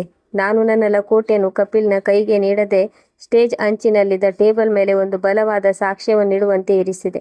ಕಪಿಲ್ ಗಾಬರಿಯಿಂದ ಇದೇನು ಎಂದು ಕೇಳಿದಾಗ ನಾನು ಹೇಳಿದೆ, ಇದು ನನ್ನ ವಕೀಲರು ಸಿದ್ಧಪಡಿಸಿದ ನೋಟಿಸ್. ಇದೊಂದು ಇಂಟರಿಮ್ ಪ್ರೊಟೆಕ್ಷನ್ನ ಮನವಿ. ಅಂದರೆ ಇಂದಿನಿಂದ ನನ್ನ ಒಪ್ಪಿಗೆ ಇಲ್ಲದೆ ಯಾವುದೇ ಬ್ಯಾಂಕ್ ಲಾಕರ್, ಹೂಡಿಕೆ ಅಥವಾ ಆಸ್ತಿಯ ಮೇಲೆ ನೀನು ಯಾವುದೇ ಕ್ರಮ ಕೈಗೊಳ್ಳಲು ಬರುವುದಿಲ್ಲ. ಸಭಾಂಗಣದಲ್ಲಿ ಸಂಚಲನ ಉಂಟಾಯಿತು. ಇದು ನಿಜಕ್ಕೂ ಗಂಭೀರವಾಯಿತು ಎಂಬ ಪಿಸು ಮಾತುಗಳು ಕೇಳಿಬಂದವು. ಕಪಿಲ್ ಗಾಬರಿಯಿಂದ ಕೇಳಿದ, ಯಾವ ವಕೀಲರು? ನೀನು ಇದನ್ನು ಯಾವಾಗ ಮಾಡಿದೆ? ನಾನು ಅವನ ಮಾತಿಗೆ ತಡೆ ಒಡ್ಡುತ್ತಾ ಹೇಳಿದೆ, ಇದೇ ಕಪಿಲ್, ನೀನು ನನ್ನನ್ನು ಅಂಡರ್ ಎಸ್ಟಿಮೇಟ್ ಮಾಡಿದ್ದು. ನಾನು ಸುಮ್ಮನಿದ್ದೇನೆ ಎಂದು ನೀನು ನಂಬಿದ್ದೆ. ಆದರೆ ಸುಮ್ಮನಿರುವವರು ಒಳಗೊಳಗೆ ದೊಡ್ಡ ತಯಾರಿ ನಡೆಸುತ್ತಿರುತ್ತಾರೆ ಎಂಬುದು ನಿನಗೆ ತಿಳಿಯಲಿಲ್ಲ. ನಾನು ಮೊದಲ ಬಾರಿಗೆ ಜೇಬಿನಿಂದ ಫೋನ್ ಹೊರತೆಗೆದೆ. ಯಾರಿಗೂ ಕಾಣದಂತೆ ಸ್ಕ್ರೀನ್ ಲಾಕ್ ತೆರೆದು ಆ ಮೆಸೇಜ್ ಓದಿದೆ. ಅದು ನನ್ನ ಹಳೆಯ ಬಾಡಿಗೆದಾರನಿಂದ ಬಂದಿತ್ತು. 1 ವರ್ಷದ ಹಿಂದೆ ಅವನು ನನ್ನನ್ನು ಮೇಡಮ್ ಅವರೇ ಎಂದು ಕರೆದು ಗೌರವಿಸಿದ್ದ. ಅವನು ಕಳುಹಿಸಿದ ಆ ಅಪೂರ್ಣ ವಾಕ್ಯದ ಹಿಂದಿನ ಸತ್ಯ ನನ್ನ ಮೈ ನಡುಗಿಸಿತು. ಮೇಡಮ್, ಇಂದು ನಿಮ್ಮ ಮನೆಯ ಹೊರಗೆ 2 ವ್ಯಕ್ತಿಗಳು ಬಂದಿದ್ದರು. ಮನೆಯ ಮಾಲೀಕರು ಹೇಳಿದ್ದಾರೆ ಎಂದು ಫ್ಲ್ಯಾಟ್ನ ಕೀಲಿ ಬದಲಿಸಲು ಪ್ರಯತ್ನಿಸುತ್ತಿದ್ದರು. ನಾನು ಮನೆ ಮಾಲೀಕರು ನೀವೇ ಎಂದು ಹೇಳಿದಾಗ ಅವರು ವಿಳಾಸ ತಪ್ಪಾಗಿದೆ ಎಂದು ಗಾಬರಿಯಿಂದ ಹೊರಟು ಹೋದರು. ಆದರೆ ಮೇಡಮ್, ಅವರ ಕೈಯಲ್ಲಿದ್ದ ಫೈಲ್ ನೋಡಿದೆ. ಇಂದೇ ಮಾಡಿಸಿಬಿಡು, ನಾಳೆ ತಡವಾಗುತ್ತದೆ ಎಂದು ಒಬ್ಬ ಮಾತನಾಡಿಕೊಳ್ಳುತ್ತಿದ್ದ. ಮೆಸೇಜ್ ಓದಿ ಫೋನ್ ಬಂದ್ ಮಾಡಿದಾಗ ನನ್ನೊಳಗೆ ಒಂದು ತಣ್ಣನೆಯ ಅಲೆ ಹರಿಯಿತು. ಕಪಿಲ್ ಕೇವಲ ನನ್ನನ್ನು ಈ ಸಭೆಯಲ್ಲಿ ಅವಮಾನಿಸೋ ಪ್ಲಾನ್ ಮಾಡಿರಲಿಲ್ಲ. ನನ್ನ ಗೈರು ಹಾಜರಿಯಲ್ಲಿ ನಾನು ರಹಸ್ಯವಾಗಿಟ್ಟಿದ್ದ ನನ್ನ ಫ್ಲ್ಯಾಟ್ನವರೆಗೂ ತಲುಪುವ ಸಂಚು ಮಾಡಿದ್ದ. ಅವನಿಗೆ ಈ ವಿಷಯ ಹೇಗೋ ತಿಳಿದು ಹೋಗಿದೆ, ಅಥವಾ ಅವನು ಅಂದಾಜು ಮಾಡಿ ದಾಳಿ ಮಾಡುತ್ತಿದ್ದಾನೆ ಎಂಬುದು ಸ್ಪಷ್ಟವಾಯಿತು. 2 ಕೇಸ್ನಲ್ಲಿ ಅಪಾಯವಿತ್ತು. ಆದರೆ ನನ್ನ ಮುಂದಿನ ಹೆಜ್ಜೆ ಅವನ ಊಹೆಗೂ ನಿಲುಕದಂತಿತ್ತು. ಆ ಮೆಸೇಜ್ ಬಗ್ಗೆ ನಾನು ಮೈಕ್ನಲ್ಲಿ ಏನನ್ನೂ ಹೇಳಲಿಲ್ಲ. ನನ್ನ ವೈಯಕ್ತಿಕ ಸುರಕ್ಷತೆಯ ರಹಸ್ಯವನ್ನು ಸಾರ್ವಜನಿಕವಾಗಿ ಬಯಲು ಮಾಡುವ ಅವಶ್ಯಕತೆ ನನಗಿರಲಿಲ್ಲ. ಅದು ಕೇವಲ ನನಗಾಗಿ ಮೊಳಗಿದ ಎಚ್ಚರಿಕೆಯ ಗಂಟೆಯಾಗಿತ್ತು. ನಾನು ನನ್ನನ್ನು ಸಂಭಾಳಿಸಿಕೊಂಡು ದೃಢವಾಗಿ ಹೇಳಿದೆ, ಕಪಿಲ್, ಇಂದು ನೀನು ಮಾಡಿದ್ದು ನಿನ್ನ ಆಯ್ಕೆ. ಆದರೆ ಇಂದಿನಿಂದ ಪ್ರತಿಯೊಂದು ವಿಷಯವೂ ದಾಖಲೆಯಲ್ಲಿರುತ್ತದೆ.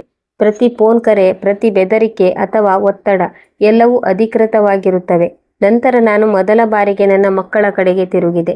ಯಾವುದೇ ಸಿಟ್ಟಿಲ್ಲದೆ ಅತ್ಯಂತ ಶಾಂತವಾಗಿ ಹೇಳಿದೆ, ಮಕ್ಕಳೇ, ಇಂದು ನೀವು ಚಪ್ಪಾಳೆ ತಟ್ಟಿದ್ದೀರಿ. ನಿಮ್ಮ ಅಮ್ಮನ ಗೌರವಕ್ಕೆ ಕೊನೆಯ ಮೊಳೆ ಹೊಡೆಯಲಾಯಿತು ಎಂದು ನೀವು ಸಂಭ್ರಮಿಸಿರಬಹುದು.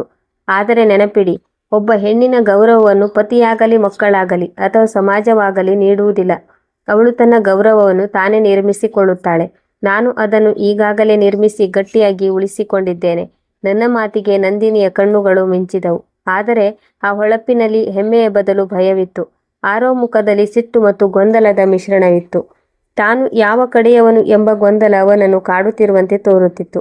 ನಾನು ಮುಂದುವರಿದು ಹೇಳಿದೆ, ಯಾರಾದರೂ ನಿಮ್ಮನ್ನು ಸಾರ್ವಜನಿಕವಾಗಿ ಕೆಡವಲು ಪ್ರಯತ್ನಿಸುತ್ತಿದ್ದಾರೆ ಎಂದರೆ ನೀವು ಆವೇಶದಲ್ಲಿ ತಪ್ಪು ನಿರ್ಧಾರಗಳನ್ನು ತೆಗೆದುಕೊಳ್ಳಲಿ ಎಂಬುದೇ ಅವರ ಉದ್ದೇಶವಾಗಿರುತ್ತದೆ. ಆದರೆ ಇಂದು ನಾನು ಅಂತಹ ಯಾವುದೇ ತಪ್ಪು ನಿರ್ಧಾರಕ್ಕೆ ಒಳಗಾಗುವುದಿಲ್ಲ.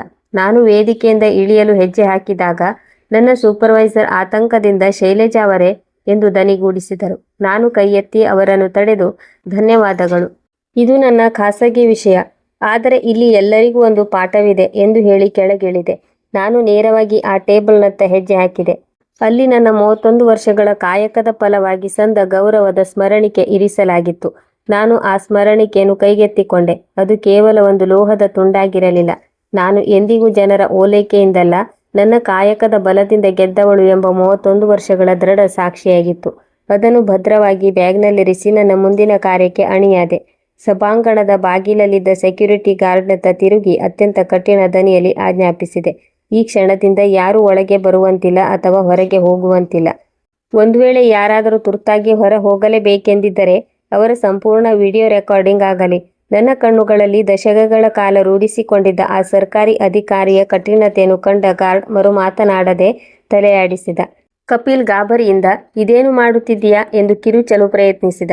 ನಾನು ಅಷ್ಟೇ ಶಾಂತವಾಗಿ ಹೇಳಿದೆ, ಗಾಬರಿಯಾಗಬೇಡ ಕಪಿಲ್, ಈ ಜಾಗವನ್ನು ಆರಿಸಿಕೊಂಡವನು ನೀನು. ಅಂದ ಮೇಲೆ ಇಲ್ಲಿನ ನಿಯಮಗಳನ್ನು ನೀನು ಪಾಲಿಸಲೇಬೇಕು. ಶಕ್ತಿ ಇರುವುದು ಅರಚಾಟದಲ್ಲ, ಬದಲಾಗಿ ಪರಿಸ್ಥಿತಿಯ ಮೇಲಿರುವ ನಿಯಂತ್ರಣದಲ್ಲಿ ಎಂಬುದು ಅಂದು ಸಾಬೀತಾಯಿತು. ಆ ಕ್ಷಣದ ಸಂಪೂರ್ಣ ನಿಯಂತ್ರಣ ನನ್ನ ಕೈಯಲ್ಲಿದೆ ಎಂಬ ಅರಿವಾಗುತ್ತಿದ್ದಂತೆ ಕಪಿಲ್ನ ದನಿ ಅಡಗಿ ಹೋಯಿತು. ಗದ್ದಲವಿಲ್ಲದ ಸಭಾಂಗಣದ ಒಂದು ಮೂಲೆಯತ್ತ ನಡೆದಾಗ ನನ್ನ ವಕೀಲೆ ಶ್ರುತಿ ಮಲ್ಹೋತ್ರಾ ಎದುರಾದರು. ಕಪಿಲ್ ಯಾವುದಾದರೂ ಕುತಂತ್ರ ನಡೆಸಿದರೆ ನಾನು ಒಂಟಿಯಾಗಬಾರದು ಎಂಬುದು ನಮ್ಮ ಮುನ್ನೆಚ್ಚರಿಕೆಯಾಗಿತ್ತು. ನನ್ನನ್ನು ನೋಡಿದ ತಕ್ಷಣ ಶ್ರುತಿ ಹೇಳಿದರು, ಮೇಡಮ್, ನೀವು ಸರಿಯಾದ ಕೆಲಸವನ್ನೇ ಮಾಡಿದ್ದೀರಿ. ನೀವು ಅವನ ಆವೇಶಕ್ಕೆ ಪ್ರತಿಕ್ರಿಯಿಸಲಿಲ್ಲ, ಬದಲಾಗಿ ಪರಿಸ್ಥಿತಿಯನ್ನು ನಿಮ್ಮ ಹತೋಟಿಗೆ ತಂದುಕೊಂಡ್ರಿ.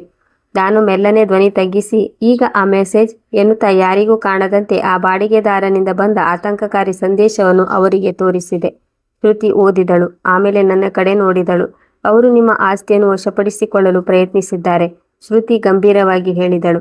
ಅಂದರೆ ಅವರಿಗೆ ನಿಮ್ಮ ಆಸ್ತಿ ವಿವರಗಳ ಸುಳಿವು ಸಿಕ್ಕಿದೆ, ಅಥವಾ ಅವರು ಒಂದೊಂದೇ ಬಾಗಿಲು ತಟ್ಟಿತ್ತ ಅದೃಷ್ಟ ಪರೀಕ್ಷಿಸುತ್ತಿದ್ದಾರೆ? ನನ್ನ ಕೈಗಳು ಮಂಜಿನಂತೆ ತಣ್ಣಗಾದವು. ಏನು, ನನ್ನ ಬ್ಯಾಂಕ್ ಲಾಕರ್ ಕೂಡ ಎಂದು ನಾನು ಆತಂಕದಿಂದ ಕೇಳಿದೆ. ಲಾಕರ್ ಯಾರ ಹೆಸರಿನಲ್ಲಿದೆ? ಜಂಟಿ ಖಾತೆಯೇ? ಶ್ರುತಿ ತಕ್ಷಣ ಪ್ರಶ್ನಿಸಿದಳು. ನಾನು ತಲೆಯಾಡಿಸಿ, ಇಲ್ಲ, ಸಿಂಗಲ್, ಆದರೆ ನಾಮಿನಿ ಎಂದು ಹೇಳುತ್ತಲೇ ನನ್ನ ಧ್ವನಿ ಗಂಟಲಲ್ಲಿ ಸಿಲುಕಿಕೊಂಡಿತ್ತು. ಶ್ರುತಿ ನನ್ನ ಕಣ್ಣುಗಳನ್ನು ನೇರವಾಗಿ ದಿಟ್ಟಿಸಿ, ನಾಮಿನಿ ಯಾರು ಎಂದು ಕೇಳಿದಳು. ಒಂದು ಕ್ಷಣ ಮೌನ ಆವರಿಸಿತು, ಏಕೆಂದರೆ ಸತ್ಯ ನುಡಿಯುವುದು ನನಗೆ ನೋವು ನೀಡುತ್ತಿತ್ತು. ಆರವ್ ಎಂದು ಮೆಲ್ಲನೆ ಹೇಳಿದೆ. ಶ್ರುತಿಯ ಮುಖದಲ್ಲಿ ಈಗ ಗಂಭೀರತೆಯ ಪರಮಾವಧಿ ಇತ್ತು. ಮೇಡಮ್, ನಾವು ಮಾಡುವ ಅತಿ ದೊಡ್ಡ ತಪ್ಪು ಇಲ್ಲೇ ಇರುವುದು, ಅವಳು ವಿವರಿಸಿದಳು. ಮಗನನ್ನು ನಾಮಿನಿ ಮಾಡುವುದರಲ್ಲಿ ತಪ್ಪಿಲ್ಲ, ಆದರೆ ಯಾವಾಗ ಮನೆಯೊಳಗಿನ ನಿಷ್ಠೆ ಬದಲಾಗುತ್ತದೋ ಆಗ ಅದೇ ನಾಮಿನಿ ನಿಮ್ಮ ಸುರಕ್ಷಾ ಕವಚವಾಗುವ ಬದಲು ನಿಮ್ಮ ವಿರುದ್ಧವೇ ಬಳಕೆಯಾಗುವ ಕೀಲಿಯಾಗಿ ಬದಲಾಗುತ್ತಾನೆ. ನೆನಪಿಡಿ, ನಾಮಿನಿ ಮಾಲೀಕನಲ್ಲದಿರಬಹುದು, ಆದರೆ ಅವನು ಆಸ್ತಿಯ ಪ್ರವೇಶ ದ್ವಾರವನ್ನು ತೆರೆಯಬಲ್ಲವನು. ಈಗಷ್ಟೇ ವೇದಿಕೆ ಮೇಲೆ ನಿಂತು ನಾನು ಜನರಿಗೆ ಯಾವ ಪಾಠ ಮಾಡಿದ್ದೇನೋ ಅದೇ ಪಾಠ ಇಂದು ನನ್ನ ಬದುಕಿನ ಎದುರೇ ಬಂದು ನಿಂತಿತ್ತು. 50 ದಾಟಿದ ಮಹಿಳೆಯರು ಮಾಡುವ ಅದೇ ಹಳೆಯ ತಪ್ಪು. ತನ್ನ ಸುರಕ್ಷತೆಗಿಂತ ಮಕ್ಕಳ ಸೌಕರ್ಯವೇ ಮುಖ್ಯ ಎಂದು ಭಾವಿಸುವ ಅತಿಯಾದ ಮಮಕಾರ ನನ್ನನ್ನು ಇಂದು ಈ ಸ್ಥಿತಿಗೆ ತಂದಿತ್ತು. ಆ ಪ್ರೀತಿಯ ಹಿಂದೆ ಅಡಗಿದ್ದದ್ದು ಅಪ್ಪಟ ಪ್ರೀತಿಯಲ್ಲ, ಬದಲಾಗಿ ಮಕ್ಕಳ ಭವಿಷ್ಯದ ಬಗೆಗಿನ ಭಯವಾಗಿತ್ತು. ಶ್ರುತಿ OTP ಎಂದ ತಕ್ಷಣ ನನ್ನ ಮಿದುಳಿನಲ್ಲಿ ಮಿಂಚು ಸುಳಿಯಿತು. ಕಳೆದ ತಿಂಗಳು ಬ್ಯಾಂಕಿನಿಂದ KYC ಅಪ್ಡೇಟ್ ಬಗ್ಗೆ ಕರೆ ಬಂದಾಗ ಆರವ್ ಅತೀವ ಆಸಕ್ತಿಯಿಂದ, ಮಮ್ಮಿ, ನಾನೇ ಮಾಡಿಬಿಡುತ್ತೇನೆ ಎಂದು ಫೋನ್ ತೆಗೆದುಕೊಂಡಿದ್ದ. ಅಂದು ಅವನು ನನ್ನ ಕಣ್ಣನ್ನು ಕೂಡ ನೋಡಿರಲಿಲ್ಲ. ಕೆಲಸ ಮುಗಿದ ಮೇಲೆ ಏನೂ ಆಗಿಲ್ಲವೆಂಬಂತೆ ಫೋನ್ ಮರಳಿಸಿದ್ದ. ಆ ನೆನಪು ಈಗ ನನ್ನ ಎದೆಯಲ್ಲಿ ನಡುಕ ಹುಟ್ಟಿಸಿತು. KYC ಹೆಸರಿನಲ್ಲಿ ನನ್ನ ಬ್ಯಾಂಕಿಂಗ್ ಪ್ರವೇಶವನ್ನು ಅವನು ತನ್ನ ಫೋನ್ ನಂಬರ್ ಅಥವಾ ಇಮೇಲ್ಗೆ ಲಿಂಕ್ ಮಾಡಿಕೊಂಡಿದ್ದಾನೆಯೇ? ತಕ್ಷಣ ಬ್ಯಾಂಕ್ ಆ್ಯಪ್ ತೆರೆದಾಗ OTP ನನ್ನ ಫೋನಿಗೆ ಬಂತು. ಸದ್ಯಕ್ಕೆ ಅದು ನನ್ನ ಬಳಿಯೇ ಇದೆ ಎಂದು ಸಮಾಧಾನವಾಯಿತಾದರೂ ಇದು ಶಾಶ್ವತ ಸುರಕ್ಷತೆಯಲ್ಲ ಎಂಬುದು ನನಗೆ ತಿಳಿದಿತ್ತು. ನಾನು ಈಗಲೇ ಬ್ಯಾಂಕ್ಗೆ ಕಾಲ್ ಮಾಡುತ್ತೇನೆ ಎಂದು ಶ್ರುತಿಗೆ ಹೇಳಿದೆ. ಅವಳು ತಲೆಯಾಡಿಸಿ, ಖಂಡಿತ ಮಾಡಿ, ಆದರೆ ನೆನಪಿಡಿ, ಇಂದು ನೀವು ಮನೆಗೆ ಒಬ್ಬರೇ ಹೋಗಬಾರದು ಎಂದಳು. ನಾನು ಪ್ರಶ್ನಾರ್ಥಕವಾಗಿ ನೋಡಿದಾಗ ಅವಳು ಮೆಲ್ಲನೆ ಹೇಳಿದಳು, ಇಂದು ಅವರು ನಿಮ್ಮನ್ನು ಸಾರ್ವಜನಿಕವಾಗಿ ಸೋಲಿಸಲು ಪ್ರಯತ್ನಿಸಿ ವಿಫಲರಾಗಿದ್ದಾರೆ. ಅವರ ಮುಂದಿನ ಹೆಜ್ಜೆ ಏಕಾಂತದಲ್ಲಿ ನಿಮ್ಮ ಮೇಲೆ ಒತ್ತಡ ಹೇರುವುದು. ಅಂತಹ ಒತ್ತಡದ ಕ್ಷಣದಲ್ಲಿಯೇ ಜನರು ಅಸಹಾಯಕರಾಗಿ ಸಹಿ ಹಾಕಿಬಿಡುತ್ತಾರೆ. ಶ್ರುತಿಯ ಮಾತು 100ಕ್ಕೆ 100 ಸತ್ಯವಾಗಿತ್ತು. ಸಮಾಜವು ಒಬ್ಬ ಮಹಿಳೆಯನ್ನು ದುರ್ಬಲಗೊಳಿಸಲು ಮೊದಲು ಅವಳನ್ನು ಒಬ್ಬಂಟಿಯಾಗಿಸುತ್ತದೆ, ಆಮೇಲೆ ಅವಳ ಮೇಲೆ ಭಾವನಾತ್ಮಕ ಅಸ್ತ್ರಗಳನ್ನು ಪ್ರಯೋಗಿಸುತ್ತದೆ. ತಾಯಿ ಅಲ್ವೇ, ಮಗನಿಗಾಗಿ ತ್ಯಾಗ ಮಾಡು. ಪತ್ನಿ ಅಲ್ವೇ, ಅಡ್ಜಸ್ಟ್ ಮಾಡಿಕೊ. ಜನರು ಏನಂದಾರು? ಈಗ ನಿನಗೆ ವಯಸ್ಸಾಗಿದೆ, ನಿನಗೇಕೆ ಇಷ್ಟೆಲ್ಲ ಆಸ್ತಿ? ಈ ಪ್ರತಿಯೊಂದು ಮಾತಿನ ಹಿಂದಿರುವ ಏಕೈಕ ಉದ್ದೇಶವೇನೆಂದರೆ ನನ್ನ ನಿರ್ಧಾರ ತೆಗೆದುಕೊಳ್ಳುವ ಶಕ್ತಿಯನ್ನು ನನ್ನಿಂದ ಕಿತ್ತುಕೊಳ್ಳುವುದು. ಇಷ್ಟು ವರ್ಷ ಕಷ್ಟಪಟ್ಟು ಸಂಪಾದಿಸಿದ ಸ್ವತಂತ್ರ ಅಸ್ತಿತ್ವವನ್ನು ಮಮಕಾರದ ಹೆಸರಿನಲ್ಲಿ ಹರಾಜು ಹಾಕುವ ಸಂಚು ಈಗ ಮನೆಯ ಬಾಗಿಲಲ್ಲಿ ಕಾದು ಕುಳಿತಿದೆ ಎಂಬುದು ನನಗೆ ಅರಿವಾಯಿತು. ನಾನು ಸಭಾಂಗಣದ ಮಧ್ಯಭಾಗಕ್ಕೆ ಹೆಜ್ಜೆ ಹಾಕಿದೆ. ಕಪಿಲ್ ಇನ್ನೂ ಅಲ್ಲಿಯೇ ನಿಂತು ಜನರಿಗೆ ಸಬೂಬು ನೀಡಲು ಹೆಣಗಾಡುತ್ತಿದ್ದ. ಅವನ ದನಿ ಈಗ ನಿಸ್ತೇಜವಾಗಿತ್ತು. ಮಾತುಗಳು ತುಂಡು ತುಂಡಾಗಿ ಹೊರಬರುತ್ತಿದ್ದವು. ಜನರು ಅವನನ್ನು ಗಮನಿಸುತ್ತಿರಲಿಲ್ಲ, ಏಕೆಂದರೆ ಅವರ ಕಣ್ಣೆದುರು ಕೇವಲ ಒಬ್ಬ ಸರ್ಕಾರಿ ನೌಕರಿಯ ಮಹಿಳೆ ಇರಲಿಲ್ಲ, ಬದಲಾಗಿ ತನ್ನದೇ ಮನೆಯಲ್ಲಿ ಸಂಚಿನ ವಿರುದ್ಧ ವ್ಯವಸ್ಥೆಯಾಗಿ ನಿಂತಿರುವ ಒಂದು ದೃಢ ವ್ಯಕ್ತಿತ್ವವಿತ್ತು. ನಾನು ಮಕ್ಕಳ ಬಳಿಗೆ ಹೋದಾಗ ಆರವ್ ತನ್ನ ಮುಖದ ಮೇಲೆ ಅದೇ ಹಳೆಯ ಸ್ಮಾರ್ಟ್ ನಗು ತರಲು ಪ್ರಯತ್ನಿಸಿದ. ಮಮ್ಮಿ, ಇದೆಲ್ಲ ಏನು ಎಂದು ತಪ್ಪು ನಂದೇ ಎಂಬಂತೆ ನನ್ನನ್ನೇ ಪ್ರಶ್ನಿಸಿದ. ನಂದಿನಿ ಏನನ್ನೂ ಮಾತನಾಡದೆ ಮೌನವಾಗಿ ತುಟಿ ಕಚ್ಚಿ ನಿಂತಿದ್ದಳು. ನಾನು ನೇರವಾಗಿ ವಿಷಯಕ್ಕೆ ಬಂದೆ. ಆರವ್, ನೀನು ಎಂದಾದರೂ ನನ್ನ ಬ್ಯಾಂಕ್ ಅಥವಾ KYC ವಿವರಗಳಲ್ಲಿ ಏನನ್ನಾದರೂ ಬದಲಾಯಿಸಿದೆಯಾ? ನನ್ನ ಪ್ರಶ್ನೆ ಕೇಳಿದ ಆ ಸೆಕೆಂಡ್ನಲ್ಲಿ ಆರವ್ನ ಮುಖ ಜಡವಾಯಿತು. ಸುಳ್ಳನ್ನು ಹೆಣೆಯುವ ಮುನ್ನ ಸತ್ಯ ಹೊರಬರುವ ಆ ಕ್ಷಣವದು. ಅವನು ತಕ್ಷಣ ಸಾವರಿಸಿಕೊಂಡು, ಇಲ್ಲ ಮಮ್ಮಿ, ನೀನು ಬ್ಯುಸಿಯಾಗಿರುತ್ತೀಯ ಎಂದು ಬರೀ ಸಹಾಯ ಮಾಡಿದ್ದೆ ಅಷ್ಟೇ ಎಂದ. ಏನು ಅಪ್ಡೇಟ್ ಮಾಡಿದೆ ಎಂದು ನಾನು ಪಟ್ಟು ಹಿಡಿದಾಗ ಬರೀ ವಿಳಾಸ ಇತ್ಯಾದಿ ಎಂದು ಕಣ್ಣು ತಪ್ಪಿಸಿದ. ನಂದಿನಿ ಅಸಹನೆಯಿಂದ, ಮಮ್ಮಿ ಪ್ಲೀಸ್, ಈಗ ಇಲ್ಲಿ ಇದೆಲ್ಲ ಬೇಡ ಎಂದು ಪಿಸುಗುಟ್ಟಿದ್ದಳು. ನಾನು ಅವಳ ಕಣ್ಣಲ್ಲಿ ಕಣ್ಣಿಟ್ಟು ಹೇಳಿದೆ, ಇಲ್ಲ ನಂದಿನಿ, ಈಗ ಇಲ್ಲೇ ಮಾತಾಡಬೇಕು, ಏಕೆಂದರೆ ಈ ವೇದಿಕೆಯನ್ನು ಸಿದ್ಧಪಡಿಸಿದವರು ನೀವೇ. ನಂತರ ತಿಂಗಳುಗಳಿಂದ ನನ್ನ ಮನಸ್ಸಿನಲ್ಲಿ ಅಡಗಿದ್ದ ಆ ಕಟು ಸತ್ಯವನ್ನು ಹೊರಹಾಕಿದೆ. ನೀವಿಬ್ಬರೂ ನನ್ನ ಗೌರವವನ್ನು ಕೇವಲ ಒಂದು ಇವೆಂಟ್ ಎಂದು ತಿಳಿದುಕೊಂಡಿದ್ದೀರಿ, ಆದರೆ ಇದು ನನ್ನ ಜೀವನ. ಆರವ್ ಸಿಟ್ಟಿನಿಂದ ಕಿರುಚಿದ. ನೀವು ಯಾವಾಗಲೂ ವಿಕ್ಟಿಮ್ ಕಾರ್ಡ್ ಪ್ಲೇ ಮಾಡುತ್ತೀರಿ. ಪಪ್ಪ ಕೂಡ ಖುಷಿಯಾಗಿಲ್ಲ, ನಾವು ಖುಷಿಯಾಗಿಲ್ಲ. ನಾನು ಅತ್ಯಂತ ಶಾಂತವಾಗಿ ಕೇಳಿದೆ, ಯಾವ ವಿಷಯಕ್ಕೆ ನಿಮಗೆ ಖುಷಿ ಇಲ್ಲ? ಅವನು ಅಸಹನೆಯಿಂದ ಹೇಳಿದ, ನಮ್ಮ ಗೆಳೆಯರ ಪೋಷಕರೆಲ್ಲರೂ ಎಷ್ಟು ಮಾಡರ್ನ್ ಆಗಿದ್ದಾರೆ, ಆದರೆ ನೀವು ಯಾವಾಗಲೂ ಹಠಮಾರಿ. ಅವನ ಕಣ್ಣುಗಳನ್ನೇ ದಿಟ್ಟಿಸಿ ನಾನು ಹೇಳಿದೆ, ಹಠಮಾರಿ ಎಂಬುದು ಸತ್ಯದ ಮೇಲೆ ನಿಲ್ಲುವವನ ಗುಣ, ಆದರೆ ತನ್ನ ಅನುಕೂಲಕ್ಕೆ ತಕ್ಕಂತೆ ಸಂಬಂಧಗಳನ್ನು ಬದಲಿಸಿಕೊಳ್ಳುವವನು ಹಠಮಾರಿಯಲ್ಲ, ಅವನು ಅವಕಾಶವಾದಿ. ನಂದಿನಿ ಮೆಲ್ಲನೆ ಪಿಸುಗುಟ್ಟಿದ್ದಳು. ಮಮ್ಮಿ, ನಮಗೆ ಬರೀ ಸ್ಟೆಬಿಲಿಟಿ ಬೇಕು ಅಷ್ಟೇ. ಅವಳ ಮಾತಿನ ಆಳವನ್ನು ಕೆದಕುತ್ತಾ ನಾನು ಕೇಳಿದೆ, ಸ್ಟೆಬಿಲಿಟಿ ಎಂದರೆ ನಿನ್ನ ಪ್ರಕಾರ ಏನು? ಅವಳು ಹೇಳಿದಳು, ಸಮಾಜದಲ್ಲಿ ಒಂದು ಗೌರವಾನ್ವಿತ ಕುಟುಂಬ ಎಂಬ ಇಮೇಜ್ ಇರಬೇಕಲ್ಲ. ನಾನು ನಕ್ಕು ಉತ್ತರಿಸಿದೆ, ಅರ್ಥವಾಯಿತು ನಂದಿನಿ, ನಿನಗೆ ಅಮ್ಮ ಬೇಡ, ನಿನಗೆ ಸಮಾಜಕ್ಕೆ ತೋರಿಸಲು ಒಂದು ಸುಂದರವಾದ ಪೋಸ್ಟರ್ ಬೇಕು ಅಷ್ಟೇ. ನನ್ನ ಮಾತು ಅವಳಿಗೆ ಚಾಟಿ ಏಟಿನಂತೆ ತಾಕಿತು. ನಾನು ಕಪಿಲ್ನತ್ತ ತಿರುಗಿ ಕೇಳಿದೆ, ನೀನು ವಿಚ್ಛೇದನ ಕೇಳಿದ್ದು ಸರಿ, ಆದರೆ ಅದಕ್ಕೆ ನನ್ನ ನಿವೃತ್ತಿಯ ದಿನವನ್ನೇ ಏಕೆ ಆರಿಸಿಕೊಂಡೆ? ಅವನು ಕೃತಕ ಶಾಂತಿಯಿಂದ, ಎಲ್ಲರಿಗೂ ವಿಷಯ ಸ್ಪಷ್ಟವಾಗಲಿ ಎಂದ. ನಾನು ಅವನ ಸಂಚನ್ನು ಬಯಲು ಮಾಡಿದೆ. ಇಲ್ಲ ಕಪಿಲ್, ನಾನು ಗಾಬರಿಯಾಗಿ ನೀನು ಹೇಳಿದ ಕಾಗದಕ್ಕೆ ಸಹಿ ಹಾಕಲಿ ಎಂದು, ಅಥವಾ ಈ ಆಘಾತದಲ್ಲಿ ನಿನ್ನ ಷರತ್ತುಗಳಿಗೆ ಒಪ್ಪಲಿ ಎಂದು ನೀನು ಈ ದಿನವನ್ನು ಆರಿಸಿಕೊಂಡಿದ್ದೀಯಾ?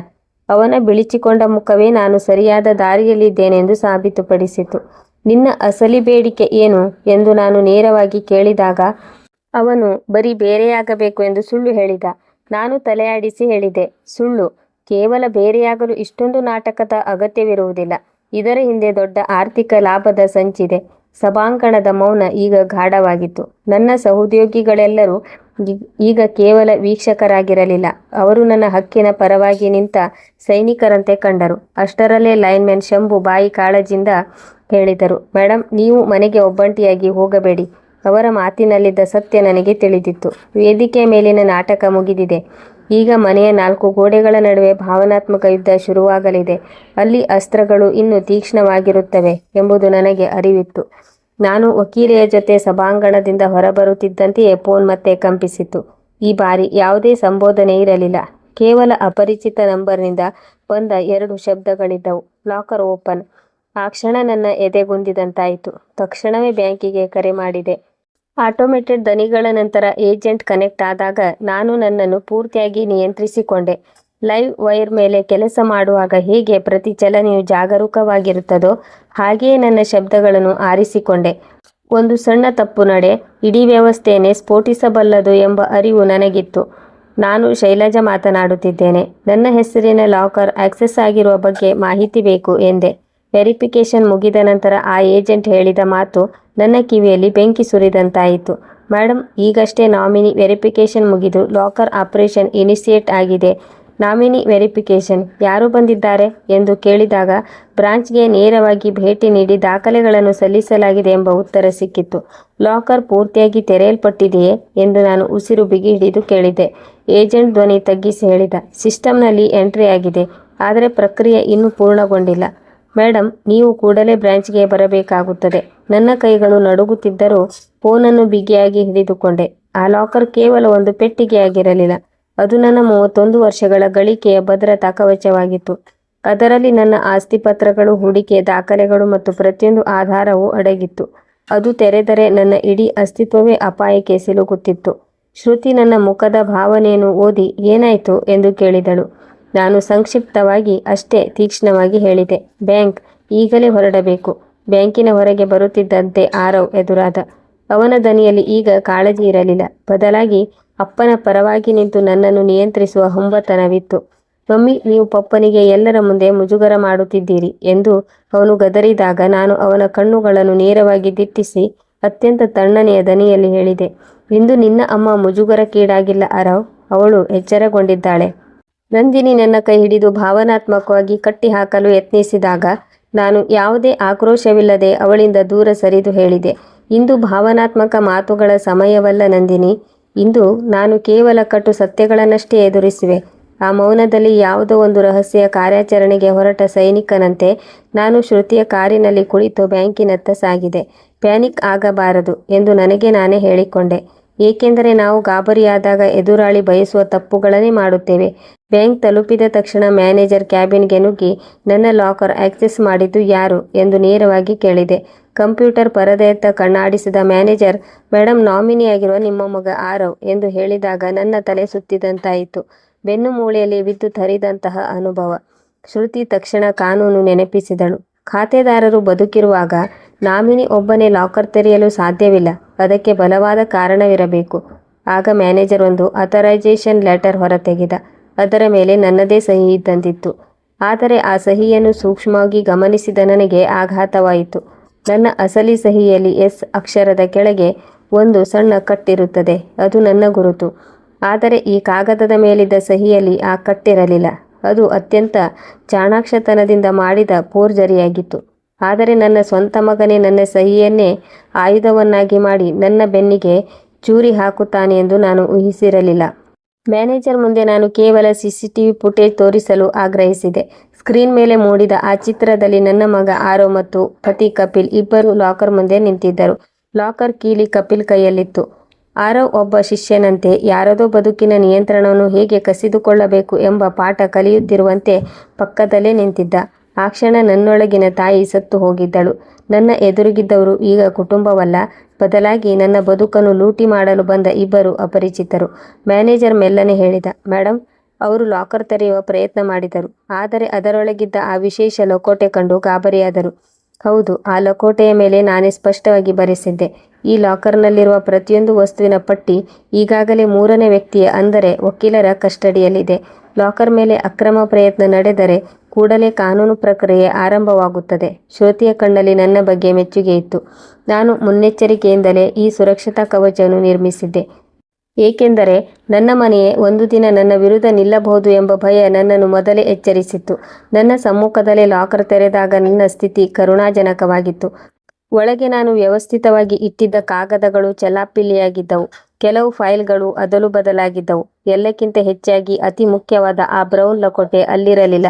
ನನ್ನ ಇಡೀ ಬದುಕಿನ ಶ್ರಮದ ಫಲವಾದ ಆ ದಾಖಲೆ ಮಾಯವಾಗಿತ್ತು. ನನ್ನ ಹೃದಯ ಕುಸಿದು ಹೋದಂತಾಯಿತು. ಮಾಯವಾದ ಬ್ರೌನ್ ಲಕೋಟೆಯಲ್ಲಿ ನನ್ನ ಆಸ್ತಿಯ ಮಾರಾಟ ಒಪ್ಪಂದದ ಪ್ರತಿ ಮತ್ತು ಅಪ್ಡೇಟೆಡ್ ನಾಮಿನೇಷನ್ ಪಟ್ಟಿ ಇತ್ತು. ಆ ಕ್ಷಣದಲ್ಲಿ ನನಗೆ ಪಕ್ಕಾ ತಿಳಿಯಿತು, ಇಂದಿನ ನಿವೃತ್ತಿ ಸಮಾರಂಭವು ಕೇವಲ ಅವಮಾನ ಮಾಡಲಿಕ್ಕಾಗಿ ಇರಲಿಲ್ಲ, ಅದೊಂದು ದೊಡ್ಡ ಡಿಸ್ಟ್ರಾಕ್ಷನ್ ಆಗಿತ್ತು. ನಾನು ಸಭಾಂಗಣದಲ್ಲಿ ಜನರ ಮುಂದೆ ಕಣ್ಣೀರು ಹಾಕುತ್ತಾ ಕುಳಿತುಕೊಳ್ಳಲಿ, ಆ ಸಮಯದಲ್ಲಿ ತಾವು ಬ್ಯಾಂಕ್ನಲ್ಲಿ ಈ ಲೂಟಿ ನಡೆಸಬಹುದು ಎಂಬುದು ಅವರ ಲೆಕ್ಕಾಚಾರವಾಗಿತ್ತು. ನನ್ನ ಹೊಟ್ಟೆಯಲ್ಲಿ ಕೋಪದ ಜ್ವಾಲೆ ಎದ್ದರೂ ಅದನ್ನು ನಾನು ಹೊರಗೆ ಬರಲು ಬಿಡಲಿಲ್ಲ. ನಾನು ಲಾಕರ್ನಲ್ಲಿದ್ದ ಪ್ರತಿಯೊಂದು ವಸ್ತುವನ್ನು ಎಣಿಸಿ ಹೊರಬಂದು ಶ್ರುತಿಗೆ ತಿಳಿಸಿದೆ. ಬ್ರೌನ್ ಲಕೋಟೆ ಮಾಯವಾಗಿದೆ. ಅವಳು ಪರಿಸ್ಥಿತಿಯ ಗಾಂಭೀರ್ಯ ಅರಿತು ಹೇಳಿದಳು, ನಾಮಿನೇಷನ್ ಅಪ್ಡೇಟನ್ನು ನಾವು ಈಗಲೇ ಕಾನೂನುಬದ್ಧವಾಗಿ ಮಾಡಿಬಿಡಬಹುದು. ಆದರೆ ಆ ಹಳೆಯ ಡೀಲ್ನ ಪ್ರತಿ ಅವರ ಕೈಯಲ್ಲಿದ್ದರೆ ಅದನ್ನು ನೀವು ಮುಚ್ಚಿಟ್ಟಿದ್ದೀರಿ ಎಂದು ನಿಮ್ಮನ್ನೇ ಬ್ಲ್ಯಾಕ್ಮೇಲ್ ಮಾಡಲು ಬಳಸಬಹುದು. ಆದರೆ ನಮ್ಮ ಹತ್ತಿರ ಅಸಲಿ ದಾಖಲೆಗಳಿದ್ದರೆ ನಾವೇ ಗೆಲ್ಲುತ್ತೇವೆ. ಬ್ಯಾಂಕಿನಿಂದ ಹೊರಬಂದಾಗ ಹೊರಗಿನ ಕತ್ತಲು ನನ್ನ ಬದುಕಿನ ಸಂಕಟದಂತೆ ಗಾಢವಾಗಿತ್ತು.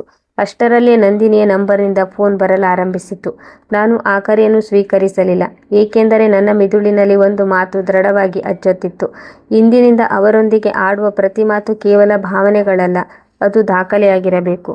ಕೋರ್ಟ್ನ ಪ್ರೊಸೆಸ್ ಸರ್ವರ್ ನೀಡಿದ ಆ ಫೈಲ್ ನೋಡಿದಾಗ ನನ್ನ ಶರೀರ ಕಲ್ಲಿನಂತಾಯಿತು. ಅರ್ಜಿದಾರರ ಸಾಲಿನಲ್ಲಿ ಕಪಿಲ್ ಜೊತೆಗೆ ಆರವ್ ಮತ್ತು ನಂದಿನಿಯ ಹೆಸರಿತ್ತು. ನನ್ನ ಸ್ವಂತ ಮಕ್ಕಳು. ಯಾರಿಗಾಗಿ ನಾನು ಫೀಲ್ಡ್ನ ಮಳೆಯಲ್ಲೂ ಶಿಫ್ಟ್ಗಳ ಮೇಲೆ ಶಿಫ್ಟ್ ಮಾಡಿದ್ದೇನೋ, ಯಾರ ಭವಿಷ್ಯಕ್ಕಾಗಿ ನನ್ನ ಮೊಣಕಾಲು ನೋವನ್ನು ಲೆಕ್ಕಿಸದೆ ದುಡಿದಿದ್ದೇನೋ, ಇಂದು ಅದೇ ಮಕ್ಕಳು ನನ್ನ ವಿರುದ್ಧವೇ ನ್ಯಾಯಾಲಯದ ಬಾಗಿಲು ಬಡಿದಿದ್ದರು. ಅವರು ನೀಡಿದ ಆ ಅರ್ಜಿಯ ಉದ್ದೇಶ ಸ್ಪಷ್ಟವಾಗಿತ್ತು: ನನ್ನ ನಿರ್ಧಾರದ ಹಕ್ಕನ್ನು ಕಸಿದುಕೊಳ್ಳುವುದು. ನನ್ನ ಹಣ, ದಾಖಲೆಗಳು ಮತ್ತು ಪ್ರತಿ ಹೆಜ್ಜೆಯೂ ಅವರ ಅನುಮತಿಯಿಂದಲೇ ನಡೆಯಬೇಕು ಎಂಬುದು ಅವರ ಸಂಚಾಗಿತ್ತು. ಇದಕ್ಕೆ ಅವರು ಇಟ್ಟಿದ್ದ ಹೆಸರು family settlement and protection. Kapil ತನ್ನ ಎಂದಿನ ನಾಟಕ ಶುರು ಮಾಡಿದ. ಇದೆಲ್ಲವೂ ನಿನ್ನಿಂದಲೇ ಆಗುತ್ತಿದೆ. ನೀನು ಸಭೆಯಲ್ಲಿ ಪೊಲೀಸ್ ಬೆದರಿಕೆ ಹಾಕಿದ್ದಕ್ಕೆ ನಾವು ಅನಿವಾರ್ಯವಾಗಿ ಈ ಹಾದಿ ಹಿಡಿಯಬೇಕಾಯಿತು ಎಂದು ತನ್ನ ತಪ್ಪನ್ನು ನನ್ನ ಮೇಲೆ ಹೊರಿಸಿದ. ಆದರೆ ನಾನು ಅಂದು ಒಂದು ಪಾಠ ಕಲಿತಿದ್ದೆ: ಸುಳ್ಳನ್ನು ಸೋಲಿಸಲು ಸತ್ಯವು ವೇಗವಾಗಿರಬೇಕಿಲ್ಲ, ಬದಲಾಗಿ ಅದು ಅತಿ ಹೆಚ್ಚು ಸ್ಪಷ್ಟವಾಗಿರಬೇಕು. ಶ್ರುತಿಯ ಸಲಹೆಯಂತೆ ನಾನು ಆ ಸಮನ್ಸನ್ನು ಸ್ವೀಕರಿಸಿ ಸಹಿ ಮಾಡಿದೆ. ನಾನು ಓಡಿ ಹೋಗುತ್ತಿದ್ದೇನೆ ಎಂದು ಅವರು ದೂರುವ ಅವಕಾಶವನ್ನು ನಾನು ನೀಡಲಿಲ್ಲ. ನಂತರ ಕಪಿಲ್ನತ್ತ ತಿರುಗಿ ಅತ್ಯಂತ ಮೃದುವಾದ ಆದರೆ ಕಠಿಣ ದನಿಯಲ್ಲಿ ಹೇಳಿದೆ: ನನ್ನನ್ನು ಕೋರ್ಟ್ಗೆ ಎಳೆದು ನನ್ನನ್ನು ನಿಯಂತ್ರಿಸಬಹುದು ಎಂದು ನಿನಗೆ ಅನಿಸುತ್ತಿದೆಯೇ? ಕಪಿಲ್ ವ್ಯಂಗ್ಯವಾಗಿ ನಕ್ಕಾಗ ನಾನು ಉತ್ತರಿಸಿದೆ: ಖಂಡಿತ ನಾನು ಸ್ಮಾರ್ಟ್ ಕಪಿಲ್. ಇಲ್ಲದಿದ್ದರೆ ಇಂದು ನೀವು ನನ್ನ ಲಾಕರ್ ಮುಂದೆ ಅಸಹಾಯಕರಾಗಿ ನಿಲ್ಲುತ್ತಿರಲಿಲ್ಲ. ಆರವ್ ಮತ್ತು ನಂದಿನಿ ಬೆಚ್ಚಿಬಿದ್ದರು. ಆಟ ಬಯಲಾಗುತ್ತಿದೆ ಎಂಬ ಅರಿವು ಅವರಿಗೆ ಆಗತೊಡಗಿತು. ನಾನು ಅವರ ಹತ್ತಿರ ಹೋಗಿ ಪಿಸುಗುಟ್ಟಿದೆ: ಇಂದಿನಿಂದ ನಿಮ್ಮ ಮೂವರ ಜೊತೆಗಿನ ನನ್ನ ಮಾತು ಭಾವನೆಗಳಲ್ಲಿ ಇರುವುದಿಲ್ಲ, ಬರೀ ದಾಖಲೆಗಳಲ್ಲಿ ಇರುತ್ತದೆ. ಆರವ್ ಆಕ್ರೋಶದಿಂದ: ನೀವು ನಮ್ಮನ್ನು ಕ್ರಿಮಿನಲ್ ಮಾಡುತ್ತಿದ್ದೀರಿ ಎಂದಾಗ ನಾನು ಶಾಂತವಾಗಿ ಹೇಳಿದೆ: ಆರವ್, ನಾನು ನಿನ್ನನ್ನು ಕ್ರಿಮಿನಲ್ ಮಾಡುತ್ತಿಲ್ಲ. ಯಾವಾಗ ನೀನು ನನ್ನ ಸಹಿಯನ್ನು ನಕಲು ಮಾಡುವುದು ಸರಿ ಎಂದು ಭಾವಿಸಿದೆಯೋ ಅಂದೇ ನೀನು ಸ್ವತಃ ಈ ಹಾದಿಯನ್ನು ಆರಿಸಿಕೊಂಡಿದ್ದೀಯಾ. ನಂದಿನಿ ಗಾಬರಿಂದ ಮಮ್ಮಿ ನಾನು ಎಂದು ಹೇಳಲು ಬಂದಾಗ ಅವಳ ಕಣ್ಣನ್ನು ದಿಟ್ಟಿಸಿ ಹೇಳಿದೆ: ನೀನು ಸಹಿ ಮಾಡಿದ್ಯೋ ಇಲ್ಲವೋ ಅದು ಈಗ ಮುಖ್ಯವಲ್ಲ ನಂದಿನಿ. ಆದರೆ ನೀನು ಅಂದು ಆ ಅವಮಾನಕ್ಕೆ ಚಪ್ಪಾಳೆ ತಟ್ಟಿದ್ದೆ. ನೆನಪಿಡಿ, ಚಪ್ಪಾಳೆ ಬರೀ ಕೈಯಿಂದ ಬರುವುದಿಲ್ಲ, ಅದಕ್ಕೆ ಮನಸ್ಸಿನ ಸಮ್ಮತಿಯೂ ಇರುತ್ತದೆ. ಮನೆಯೊಳಗೆ ಒಂದು ವಿಚಿತ್ರವಾದ ಮೌನ ಆವರಿಸಿತ್ತು. ಟಿವಿಯ ಗದ್ದಲವಿಲ್ಲ, ಫ್ಯಾನಿನ ಸದ್ದು ಕೂಡ ಸ್ತಬ್ಧವಾದಂತಿತ್ತು. ಟೇಬಲ್ ಮೇಲೆ ಹರಿದು ಬಿದ್ದಿದ್ದ ಕಾಗದದ ಚೂರುಗಳನ್ನು ಕಂಡು ನಾನು ಕಪಿಲ್ನನ್ನು ಪ್ರಶ್ನಿಸಿದಾಗ ಅವನು ಉರಿದು ಬಿದ್ದು ಹಳೆಯ ಕಾಗದಗಳು ಎಂದು ಸುಳ್ಳು ಹೇಳಿದ. ನಾನು ಅಷ್ಟೇ ಶಾಂತವಾಗಿ ಪ್ರತಿಕ್ರಿಯಿಸಿದೆ: ಸರಿ ಕಪಿಲ್, ಹಳೆಯ ಕಾಗದಗಳು ಹೋದ ಜಾಗದಲ್ಲಿ ಈಗ ಹೊಸ ಕಾಗದಗಳು ಬರುತ್ತವೆ. ಪೊಲೀಸ್ ಸ್ಟೇಷನ್ನಿಂದ, ಬ್ಯಾಂಕ್ನಿಂದ ಮತ್ತು ಕೋರ್ಟ್ನಿಂದ. ಕೂಡಲೇ ಕಪಿಲ್ ಸಮಾಜದ ಭಯದ ಹಳೆಯ ಅಸ್ತ್ರವನ್ನು ಹೊರತೆಗೆದ. ಲೋಕದ ಮುಂದೆ ನಗೆಪಾಟಲಾಗುತ್ತೇವೆ, ಮಕ್ಕಳ ಭವಿಷ್ಯ, ಮದುವೆ, ಇಮೇಜ್ ಎಲ್ಲವೂ ಹಾಳಾಗುತ್ತದೆ ಎಂದು ಹೆದರಿಸಲು ಯತ್ನಿಸಿದ. ನಾನು ಅವನ ಕಣ್ಣುಗಳನ್ನೇ ದಿಟ್ಟಿಸಿ ಹೇಳಿದೆ: ಕಪಿಲ್, ಮಕ್ಕಳ ಭವಿಷ್ಯ ಹಾಳಾಗುವುದು ಇಂತಹ ವಿಷಯಗಳು ಹೊರಗೆ ಬಂದಾಗ ಅಲ್ಲ, ಬದಲಾಗಿ ಅಮ್ಮನ ಪರಿಶ್ರಮವನ್ನು ಸುಲಭವಾಗಿ ಲೂಟಿ ಮಾಡಬಹುದು ಎಂದು ಅವರಿಗೆ ಕಲಿಸಿದಾಗ. ಇಂದು ಇಮೇಜ್ ಒಡೆದಿಲ್ಲ, ಇಲ್ಲಿ ಚಾರಿತ್ರ್ಯ ಒಡೆದಿದೆ ಮತ್ತು ಅದನ್ನು ಒಡೆದವನು ನೀನು. ವಕೀಲೆ ಶ್ರುತಿಯ ಸಲಹೆಯಂತೆ ನಾನು 2 ಪ್ರಮುಖ ಹೆಜ್ಜೆಗಳನ್ನು ಇರಿಸಿದೆ. ಬ್ಯಾಂಕ್ ಹೆಲ್ಪ್ಲೈನ್ಗೆ ಕರೆ ಮಾಡಿ ನನ್ನ ಲಿಖಿತ ಅನುಮತಿ ಇಲ್ಲದೆ ನಾಮಿನಿ ಬದಲಾವಣೆ, ಮೊಬೈಲ್ ನಂಬರ್, ವಿಳಾಸ, ಇಮೇಲ್ ಅಥವಾ ಲಾಕರ್ ಕಾರ್ಯಾಚರಣೆಯಂತಹ ಯಾವುದೇ ಬದಲಾವಣೆಗಳನ್ನು ಮಾಡಬಾರದೆಂದು ಕಟ್ಟುನಿಟ್ಟಿನ ಆದೇಶ ನೀಡಿದೆ. ಫೋನ್ ಸಂಭಾಷಣೆಗಿಂತ ಲಿಖಿತ ದಾಖಲೆಗಳೇ ಸುರಕ್ಷತೆ ಎಂಬ ಪಾಠವನ್ನು ನಾನು ಪಾಲಿಸಿದೆ. ನಕಲಿ ಸಹಿ, ಅನಧಿಕೃತ ಪ್ರವೇಶ ಮತ್ತು ದಾಖಲೆಗಳ ತಿರುಚುವಿಕೆಗಾಗಿ ದೂರು ದಾಖಲಿಸಲು ನಿರ್ಧರಿಸಿದೆ. ಆರವ್ ಭಯದಿಂದ ಮಮ್ಮಿ ಇಷ್ಟೊಂದು ದೊಡ್ಡ ವ್ಯವಹಾರ ಮಾಡಬೇಡಿ ಎಂದು ಬೇಡಿಕೊಂಡಾಗ, ಯಾವಾಗ ನೀನು ಕೋರ್ಟ್ ಕಾಗದದ ಮೇಲೆ ನನ್ನ ವಿರುದ್ಧ ನಿನ್ನ ಹೆಸರು ಬರೆದೆಯೋ ಅಂದೇ ನೀನು ಇದನ್ನು ದೊಡ್ಡದು ಮಾಡಿದ್ದೀಯಾ ಎಂದು ಅವನಿಗೆ ನೆನಪಿಸಿದೆ. ನಂದಿನಿ ಅಳುತ್ತಾ, ಪಪ್ಪ ಹೇಳಿದ ಮಾತು ಕೇಳಿ ನಮಗೆ ನೀವು ಒಬ್ಬಂಟಿಯಾಗಿ ಅಸಹಾಯಕರಾಗುತ್ತೀರಿ ಎನಿಸಿತು ಎಂದಾಗ ನನ್ನೊಳಗಿನ ತಾಯಿ ಒಂದು ಕ್ಷಣ ಕರಗಿದಳು. ಆದರೆ ಕುರುಡು ಕ್ಷಮೆಯು ಮಕ್ಕಳನ್ನು ಉತ್ತಮರನ್ನಾಗಿ ಮಾಡುವುದಿಲ್ಲ, ಬದಲಾಗಿ ಅವರನ್ನು ನಿರ್ಭಯವಾಗಿ ತಪ್ಪು ಮಾಡಲು ಪ್ರೇರೇಪಿಸುತ್ತದೆ ಎಂಬ ಕಟು ಸತ್ಯ ನನಗೆ ತಿಳಿದಿತ್ತು. ನಾನು ಅವಳಿಗೆ ಹೇಳಿದೆ: ನಂದಿನಿ, ಒಬ್ಬಂಟಿಯಾಗಿರುವುದು ಎಂದಿಗೂ ಭಯಾನಕವಲ್ಲ, ಕೆಲವೊಮ್ಮೆ ಅದೇ ಸುರಕ್ಷಿತ. ಆದರೆ ಸ್ವಂತ ಜನರೇ ದಾಖಲೆಗಳನ್ನು ಹರಿದು ಹಾಕುವ ಮನೆಯಲ್ಲಿ ವಾಸಿಸುವುದು ನಿಜವಾದ ಅಸುರಕ್ಷತೆ. ಅಂದು ರಾತ್ರಿ ನಾನು ಮನೆಯೊಳಗೆ ಅಸುರಕ್ಷಿತವಾಗಿ ಉಳಿಯಲು ಬಯಸಲಿಲ್ಲ. ಬದಲಾಗಿ ಈ ಸಮಸ್ಯೆಯನ್ನು ವ್ಯವಸ್ಥೆಯ ಮೂಲಕವೇ ಬಗೆಹರಿಸಲು ನಿರ್ಧರಿಸಿ ನೇರವಾಗಿ ಪೊಲೀಸ್ ಠಾಣೆಗೆ ಹೆಜ್ಜೆ ಹಾಕಿದೆ. ಸಮಾಜದ ಭಯಕ್ಕೆ ಅದೆಷ್ಟೋ ಮಹಿಳೆಯರು ಠಾಣೆಯ ಮೆಟ್ಟಿಲು ಹತ್ತಲು ಹೆದರುತ್ತಾರೆ. ಆದರೆ ವಿದ್ಯುತ್ ಮಾರ್ಗದ ದೋಷ ಸರಿಪಡಿಸಲು ಘೋರ ರಾತ್ರಿಯಲ್ಲೂ ಒಬ್ಬಂಟಿಯಾಗಿ ಹೊರಬಂದವಳಿಗೆ ನ್ಯಾಯಕ್ಕಾಗಿ ಠಾಣೆಗೆ ಹೋಗಲು ಭಯವೇತಕ್ಕೆ? ಠಾಣೆಯಲ್ಲಿ ನಾನು ದೂರು ದಾಖಲಿಸುವಾಗ ಯಾವುದೇ ಭಾವನಾತ್ಮಕ ನಾಟಕಕ್ಕೆ ಅವಕಾಶ ನೀಡದೆ ಕೇವಲ ಸತ್ಯಗಳನ್ನೇ ಪಟ್ಟಿ ಮಾಡಿದೆ.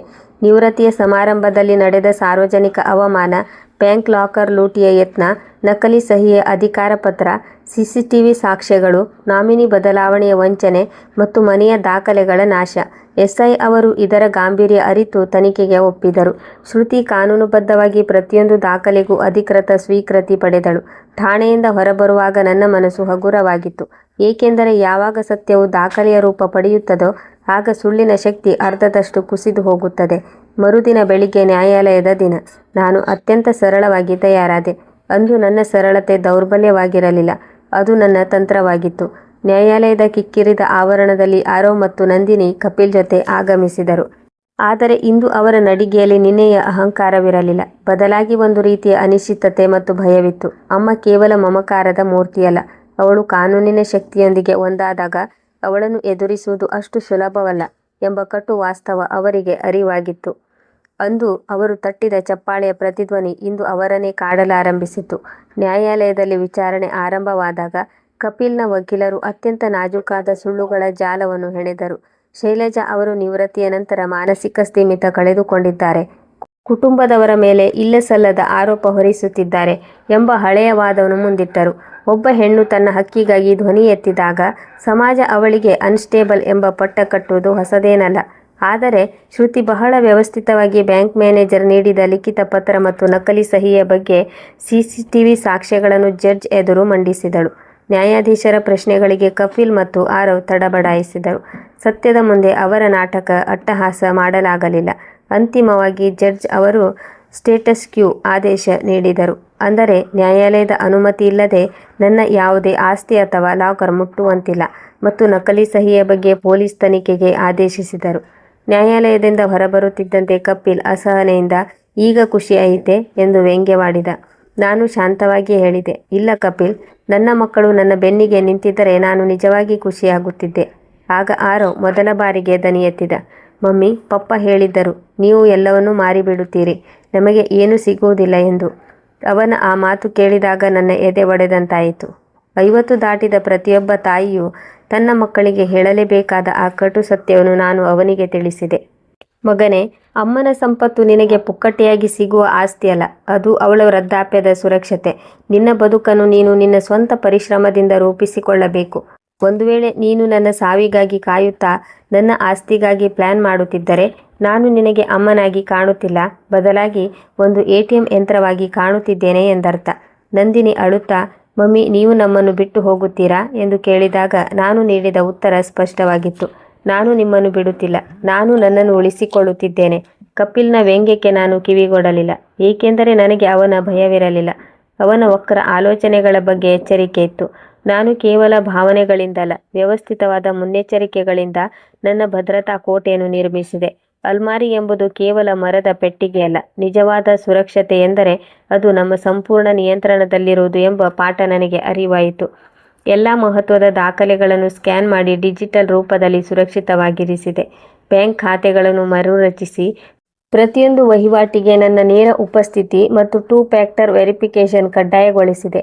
ನಾನು ಮನೆಗೆ ಮರಳಿದ್ದು ಒಬ್ಬಂಟಿಯಾಗಿ ಅಲ್ಲ, ವಕೀಲೆ ಶ್ರುತಿ ಮತ್ತು ಒಬ್ಬ ಮಹಿಳಾ ಪೊಲೀಸ್ ಪೇದೆಯ ಜೊತೆ. ಅತಿರೇಕದ ವರ್ತನೆ ತಡೆಯಲು ಈ ಮುನ್ನೆಚ್ಚರಿಕೆ ಅಗತ್ಯವಾಗಿತ್ತು. ಮನೆಗೆ ಕಾಲಿಡುತ್ತಿದ್ದಂತೆಯೇ ದೃಢವಾಗಿ ಹೇಳಿದೆ, ಇಂದಿನಿಂದ ಈ ಮನೆಯಲ್ಲಿ ನಾವು ಬೇರೆ ಬೇರೆಯಾಗಿ ಇರುತ್ತೇವೆ. ಈ ಮನೆಯ ಮಾಲೀಕತ್ವ ನನ್ನ ಹೆಸರಿನಲ್ಲಿದೆ. ಕಪಿಲ್, ನಿನಗೆ ಮತ್ತು ಮಕ್ಕಳಿಗೆ ಪರ್ಯಾಯ ವ್ಯವಸ್ಥೆ ಮಾಡಿಕೊಳ್ಳಲು 1 ತಿಂಗಳ ಕಾಲಾವಕಾಶ ನೀಡುತ್ತಿದ್ದೇನೆ. ನಾನು ನಿಮ್ಮನ್ನು ಬೀದಿಗೆ ತಳ್ಳುತ್ತಿಲ್ಲ, ಆದರೆ ನನ್ನ ಕಾಗದಗಳ ಮೇಲೆ ಕುಳಿತು ನನ್ನನ್ನು ನಿಯಂತ್ರಿಸಲು ಇನ್ನು ಮುಂದೆ ಅವಕಾಶ ನೀಡುವುದಿಲ್ಲ. ಆರವ್ ಮತ್ತು ನಂದಿನಿ ಅತಂತ್ರರಾದರು. ನಾನು ನಿಮಗೆ ಶಿಕ್ಷೆ ನೀಡುತ್ತಿಲ್ಲ, ಬದಲಾಗಿ ನೀವು ಮಾಡಿದ ತಪ್ಪಿನ ಪರಿಣಾಮಗಳನ್ನು ತೋರಿಸುತ್ತಿದ್ದೇನೆ ಎಂದು ಅವರಿಗೆ ಜೀವನದ ಅತಿ ದೊಡ್ಡ ಪಾಠವನ್ನು ಕಲಿಸಿದೆ. ಕಪಿಲ್, ಕುಟುಂಬ ಒಡೆಯುತ್ತಿದ್ದೀಯಾ ಎಂದು ಬೊಬ್ಬೆ ಹೊಡೆದಾಗ, ಕುಟುಂಬ ಒಡೆಯುವುದು ವಿಶ್ವಾಸಕ್ಕೆ ದ್ರೋಹ ಬಗೆದಾಗ ಆ ದ್ರೋಹ ಮಾಡಿದ್ದು ನೀನು ಎಂದು ನೆನಪಿಸಿದೆ. ಅಂದು ರಾತ್ರಿ ಅವರೆಲ್ಲರೂ ಮೌನವಾಗಿ ತಮ್ಮ ಕೋಣೆಗಳಿಗೆ ಸೇರಿದಾಗ ನಾನು ನನ್ನ 31 ವರ್ಷಗಳ ಕಾಯಕದ ಆ ಸ್ಮರಣಿಕೆಯನ್ನು ಕೈಗೆತ್ತಿಕೊಂಡೆ. ನನ್ನ ಹೃದಯದಲ್ಲಿ ವಿಷ ಅಥವಾ ಸೇಡಿನ ಭಾವನೆ ಇರಲಿಲ್ಲ. ಬದಲಾಗಿ ಒಂದು ದೃಢವಾದ ವಾಗ್ದಾನವಿತ್ತು. ನಾನು ಈ ಹೋರಾಟವನ್ನು ಕೇವಲ ಗೆಲ್ಲಲು ಮಾಡುತ್ತಿಲ್ಲ, ನನ್ನ ಬದುಕನ್ನು ಸರಿಪಡಿಸಿಕೊಳ್ಳಲು ಮಾಡುತ್ತಿದ್ದೇನೆ. ಮುಂದಿನ ಕೆಲವು ವಾರಗಳಲ್ಲಿ ಸತ್ಯದ ಪರದೆಗಳು ಒಂದೊಂದಾಗಿ ಸರಿಯಲಾರಂಭಿಸಿದವು. ಪೊಲೀಸ್ ತನಿಖೆಯಲ್ಲಿ CCTV ದೃಶ್ಯಗಳು ಮತ್ತು ನಕಲಿ ಸಹಿಯ ಸಾಕ್ಷ್ಯಗಳು ಕಪಿಲ್ನ ಸುಳ್ಳಿನ ಕೋಟೆಯನ್ನು ಪುಡಿ ಮಾಡಿದವು. ಸತ್ಯ ಬಯಲಾದಂತೆ ಕಪಿಲ್ನ ಅಹಂಕಾರವೂ ಕುಸಿಯತೊಡಗಿತು. ಒಂದು ಸಂಜೆ ಆರವ್ ನನ್ನ ಕೋಣೆಯ ಹೊರಗೆ ತಲೆ ತಗ್ಗಿಸಿ ನಿಂತಿದ್ದ. ಅವನ ಕೈಯಲ್ಲಿ ಕಣುವಾಗಿದ್ದ ಆ ಬ್ರೌನ್ ಲಕೋಟೆ ಇತ್ತು. ಮಮ್ಮಿ, ಇದನ್ನು ನಾನೇ ತಗೊಂಡಿದ್ದು. ನೀವು ಏನನ್ನು ಅಡಗಿಸಿದ್ದೀರಿ ಎಂದು ತಿಳಿದುಕೊಳ್ಳಲು ಪಪ್ಪ ಇದರ ಕಾಪಿ ಕೇಳಿದ್ದರು ಎಂದು ನಡುಗುವ ದನಿಯಲ್ಲಿ ಒಪ್ಪಿಕೊಂಡ. ಅವನ ಮಾತನ್ನು ಕೇಳಿದಾಗ ನನ್ನೊಳಗಿನ ತಾಯಿ ಮಮ್ಮಲ ಮರುಗಿದರು. ಜಾಗೃತ ಹೆಣ್ಣು ಮಾತ್ರ ದೃಢವಾಗಿದ್ದಳು. ನಿನಗೆ ತಿಳಿದಿದೆ ಆರವ್, ನೀನು ಮಾಡಿದ್ದು ಎಂತಹ ದೊಡ್ಡ ತಪ್ಪು ಎಂದು ಕೇಳಿದಾಗ ಅವನು ಫ್ಯಾಮಿಲಿ ಪ್ರೊಟೆಕ್ಟ್ ಮಾಡಲು ಹೀಗೆ ಮಾಡಿದೆ ಎಂದು ಬಿಕ್ಕಳಿಸಿದ. ನಾನು ಅವನ ಕಣ್ಣುಗಳನ್ನು ದಿಟ್ಟಿಸಿ ಹೇಳಿದೆ, ಕುಟುಂಬದ ರಕ್ಷಣೆ ಕಳ್ಳತನದಿಂದ ಅಥವಾ ವಂಚನೆಯಿಂದ ಸಾಧ್ಯವಿಲ್ಲ ಮಗನೇ, ಅದು ಕೇವಲ ಪ್ರಾಮಾಣಿಕತೆಯಿಂದ ಮಾತ್ರ ಸಾಧ್ಯ. ಅವನು ಕ್ಷಮೆಗಾಗಿ ಬೇಡಿದಾಗ ನಾನು ಸೇಡಿನ ಹಾದಿ ತುಳಿಯದೆ ನ್ಯಾಯದ ಹಾದಿ ಆರಿಸಿಕೊಂಡೆ. ಅವನನ್ನು ಕ್ಷಮಿಸಿದೆ. ಆದರೆ ಆ ಕ್ಷಮೆ ಅವನನ್ನು ಹೊಣೆಗಾರಿಕೆಯಿಂದ ಮುಕ್ತಗೊಳಿಸಲಿಕ್ಕಲ್ಲ. ನಾನು ನಿನ್ನನ್ನು ಕ್ಷಮಿಸುತ್ತೇನೆ ಅಂದರೆ ಈ ಕಹಿಯನ್ನು ನಾನು ಮನಸ್ಸಿನಲ್ಲಿ ಇಟ್ಟುಕೊಳ್ಳುವುದಿಲ್ಲ. ಆದರೆ ಕಳೆದುಕೊಂಡ ವಿಶ್ವಾಸವನ್ನು ನೀನು ಮರಳಿ ಸಂಪಾದಿಸಲು ಕಾಲ ಬೇಕು. ಕಾನೂನು ತನ್ನ ಕೆಲಸ ಮಾಡುತ್ತದೆ. ಈ ಪರಿಣಾಮಗಳನ್ನು ನೀನು ಎದುರಿಸಲೇಬೇಕು. ಇನ್ನು ಮುಂದೆಂದು ಯಾರದ್ದೇ ಸಹಿ, ದಾಖಲೆ ಅಥವಾ ಡಿಜಿಟಲ್ ಮಾಹಿತಿಯನ್ನು ಆಟದ ವಸ್ತು ಎಂದು ಭಾವಿಸಬೇಡ ಎಂದು ಎಚ್ಚರಿಸಿದೆ. ಅವನಿಗೆ ನೀರು ನೀಡಿ ಪಕ್ಕದಲ್ಲಿ ಕುಳ್ಳಿರಿಸಿಕೊಂಡು ಜೀವನದ ಅತ್ಯಂತ ಪ್ರಾಯೋಗಿಕ ಪಾಠಗಳನ್ನು ಹೀಗೆ ವಿವರಿಸಿದೆ. ನಾಮಿನಿ ಎಂದರೆ ಅದು ಕೇವಲ ಪ್ರವೇಶದ ಹಕ್ಕೆ ಹೊರತು ಮಾಲೀಕತ್ವವಲ್ಲ. KYC ಅದು ಕೇವಲ ಮಾಹಿತಿಯ ಅಪ್ಡೇಟ್ ಅಲ್ಲ, ಅದು ನಿನ್ನ ಆರ್ಥಿಕತೆಯ ಮೇಲಿನ ಸಂಪೂರ್ಣ ನಿಯಂತ್ರಣ. ಜಾಯಿಂಟ್ ಅಕೌಂಟ್ ಅದು ಕೇವಲ ಪ್ರೀತಿಯ ಸಂಕೇತವಲ್ಲ, ಅದರಲ್ಲಿ ಸಮಾನವಾದ ಅಪಾಯವೂ ಅಡಗಿದೆ. ಜನರು ಏನು ಹೇಳುತ್ತಾರೆ? ಇದು ಈ ಲೋಕದ ಅತಿ ದೊಡ್ಡ ವಂಚನೆಯ ಮಾತು. ಸಂಕಷ್ಟ ಬಂದಾಗ ಯಾರೂ ಬರುವುದಿಲ್ಲ, ಜನರು ಕೇವಲ ಮಾತನಾಡುತ್ತಾರೆ ಅಷ್ಟೇ. ನಂದಿನಿ ಕೂಡ ತನ್ನ ತಪ್ಪನ್ನು ಒಪ್ಪಿಕೊಂಡು ಮಮ್ಮಲ ಮರುಗಿದಳು. ಅಮ್ಮ, ನಿಮ್ಮ ಹಣದ ಮೇಲೆ ನಿಯಂತ್ರಣವಿದ್ದರೆ ನಮ್ಮ ಗೌರವ ಉಳಿಯುತ್ತದೆ ಎಂದುಕೊಂಡಿದ್ದೆವು. ಆದರೆ ನಾವು ನಿಮ್ಮ ಬದುಕಿನ ಬಾಗಿಲನ್ನೇ ಮುಚ್ಚುತ್ತಿದ್ದೇವೆ ಎಂಬ ಅರಿವು ನಮಗಿರಲಿಲ್ಲ ಎಂದಾಗ ನಾನು ಅವಳಿಗೆ ತಿಳಿ ಹೇಳಿದೆ. ಗೌರವ ಬರುವುದು ಹಣದಿಂದಲ್ಲ ನಂದಿನಿ, ಅದು ನಾವು ತೆಗೆದುಕೊಳ್ಳುವ ಸರಿಯಾದ ನಿರ್ಧಾರಗಳಿಂದ ಬರುತ್ತದೆ. ಅಂತಿಮವಾಗಿ ಕಪಿಲ್ ಸೋಲೊಪ್ಪಿಕೊಂಡ. ವಿಚ್ಛೇದನದ ಪ್ರಕ್ರಿಯೆ ಕಾನೂನುಬದ್ಧವಾಗಿ ಮುಂದುವರಿಯಿತು. ನಾನು ಸೇಡಿನ ಹಾದಿ ಹಿಡಿಯದೆ, ಯಾರನ್ನು ಬೀದಿಗೆ ತಳ್ಳದೆ ನ್ಯಾಯಸಮ್ಮತವಾದ ಸೆಟಲ್ಮೆಂಟ್ ಮಾಡಿದೆ. ಆದರೆ ಆ ಒಪ್ಪಂದದಲ್ಲಿ ನನ್ನ ಭವಿಷ್ಯದ ಸುರಕ್ಷತೆಯ ವಿಷಯದಲ್ಲಿ ನಾನು ಕಿಂಚಿತ್ತೂ ರಾಜಿ ಮಾಡಿಕೊಳ್ಳಲಿಲ್ಲ. ನಾನು ಶಿಫ್ಟ್ ಆಗಿದ್ದು ನನ್ನದೇ ಆದ 2ನೇ ಮನೆಗೆ. ಅಲ್ಲಿಗೆ ಹೋದಾಗ ನನ್ನ ಮನಸ್ಸಿನಲ್ಲಿ ಒಂದು ಅಪೂರ್ವ ಶಾಂತಿ ನೆಲೆಸಿತ್ತು. ನಾನು ಒಬ್ಬಂಟಿಯಾಗಿರಲಿಲ್ಲ, ನಾನು ಸುರಕ್ಷಿತವಾಗಿದ್ದೆ. ನನ್ನ ಮಕ್ಕಳಿಗಾಗಿ ನಾನು ಬಾಗಿಲನ್ನು ಮುಚ್ಚಲಿಲ್ಲ, ಕೇವಲ ಅದರ ಕೀಲಿಯನ್ನು ನನ್ನ ಬಳಿಯೇ ಇರಿಸಿಕೊಂಡೆ. ಅವರು ನನ್ನನ್ನು ಭೇಟಿಯಾಗಬಹುದು, ಮಾತನಾಡಬಹುದು, ಆದರೆ ನನ್ನ ಹಣ, ನನ್ನ ಗುರುತು ಮತ್ತು ನನ್ನ ಸುರಕ್ಷತೆ ಇನ್ನು ಮುಂದೆ ಯಾರದೋ ಇಷ್ಟದ ಮೇಲೆ ನಿರ್ಧಾರವಾಗುವುದಿಲ್ಲ. ಈ ಇಡೀ ಘಟನೆ ನನಗೆ ಕಲಿಸಿದ ಅತಿ ದೊಡ್ಡ ಪಾಠವೆಂದರೆ ದ್ವೇಷವಿಲ್ಲದೆ, ಕ್ರೌರ್ಯವಿಲ್ಲದೆ ಸ್ಪಷ್ಟವಾದ ಮಿತಿಗಳನ್ನು ಹಾಕಿಕೊಳ್ಳುವುದೇ ನಿಜವಾದ ಪ್ರೀತಿ. ಪ್ರೀತಿಯ ಹೆಸರಿನಲ್ಲಿ ಕುರುಡರಾಗಬೇಡಿ.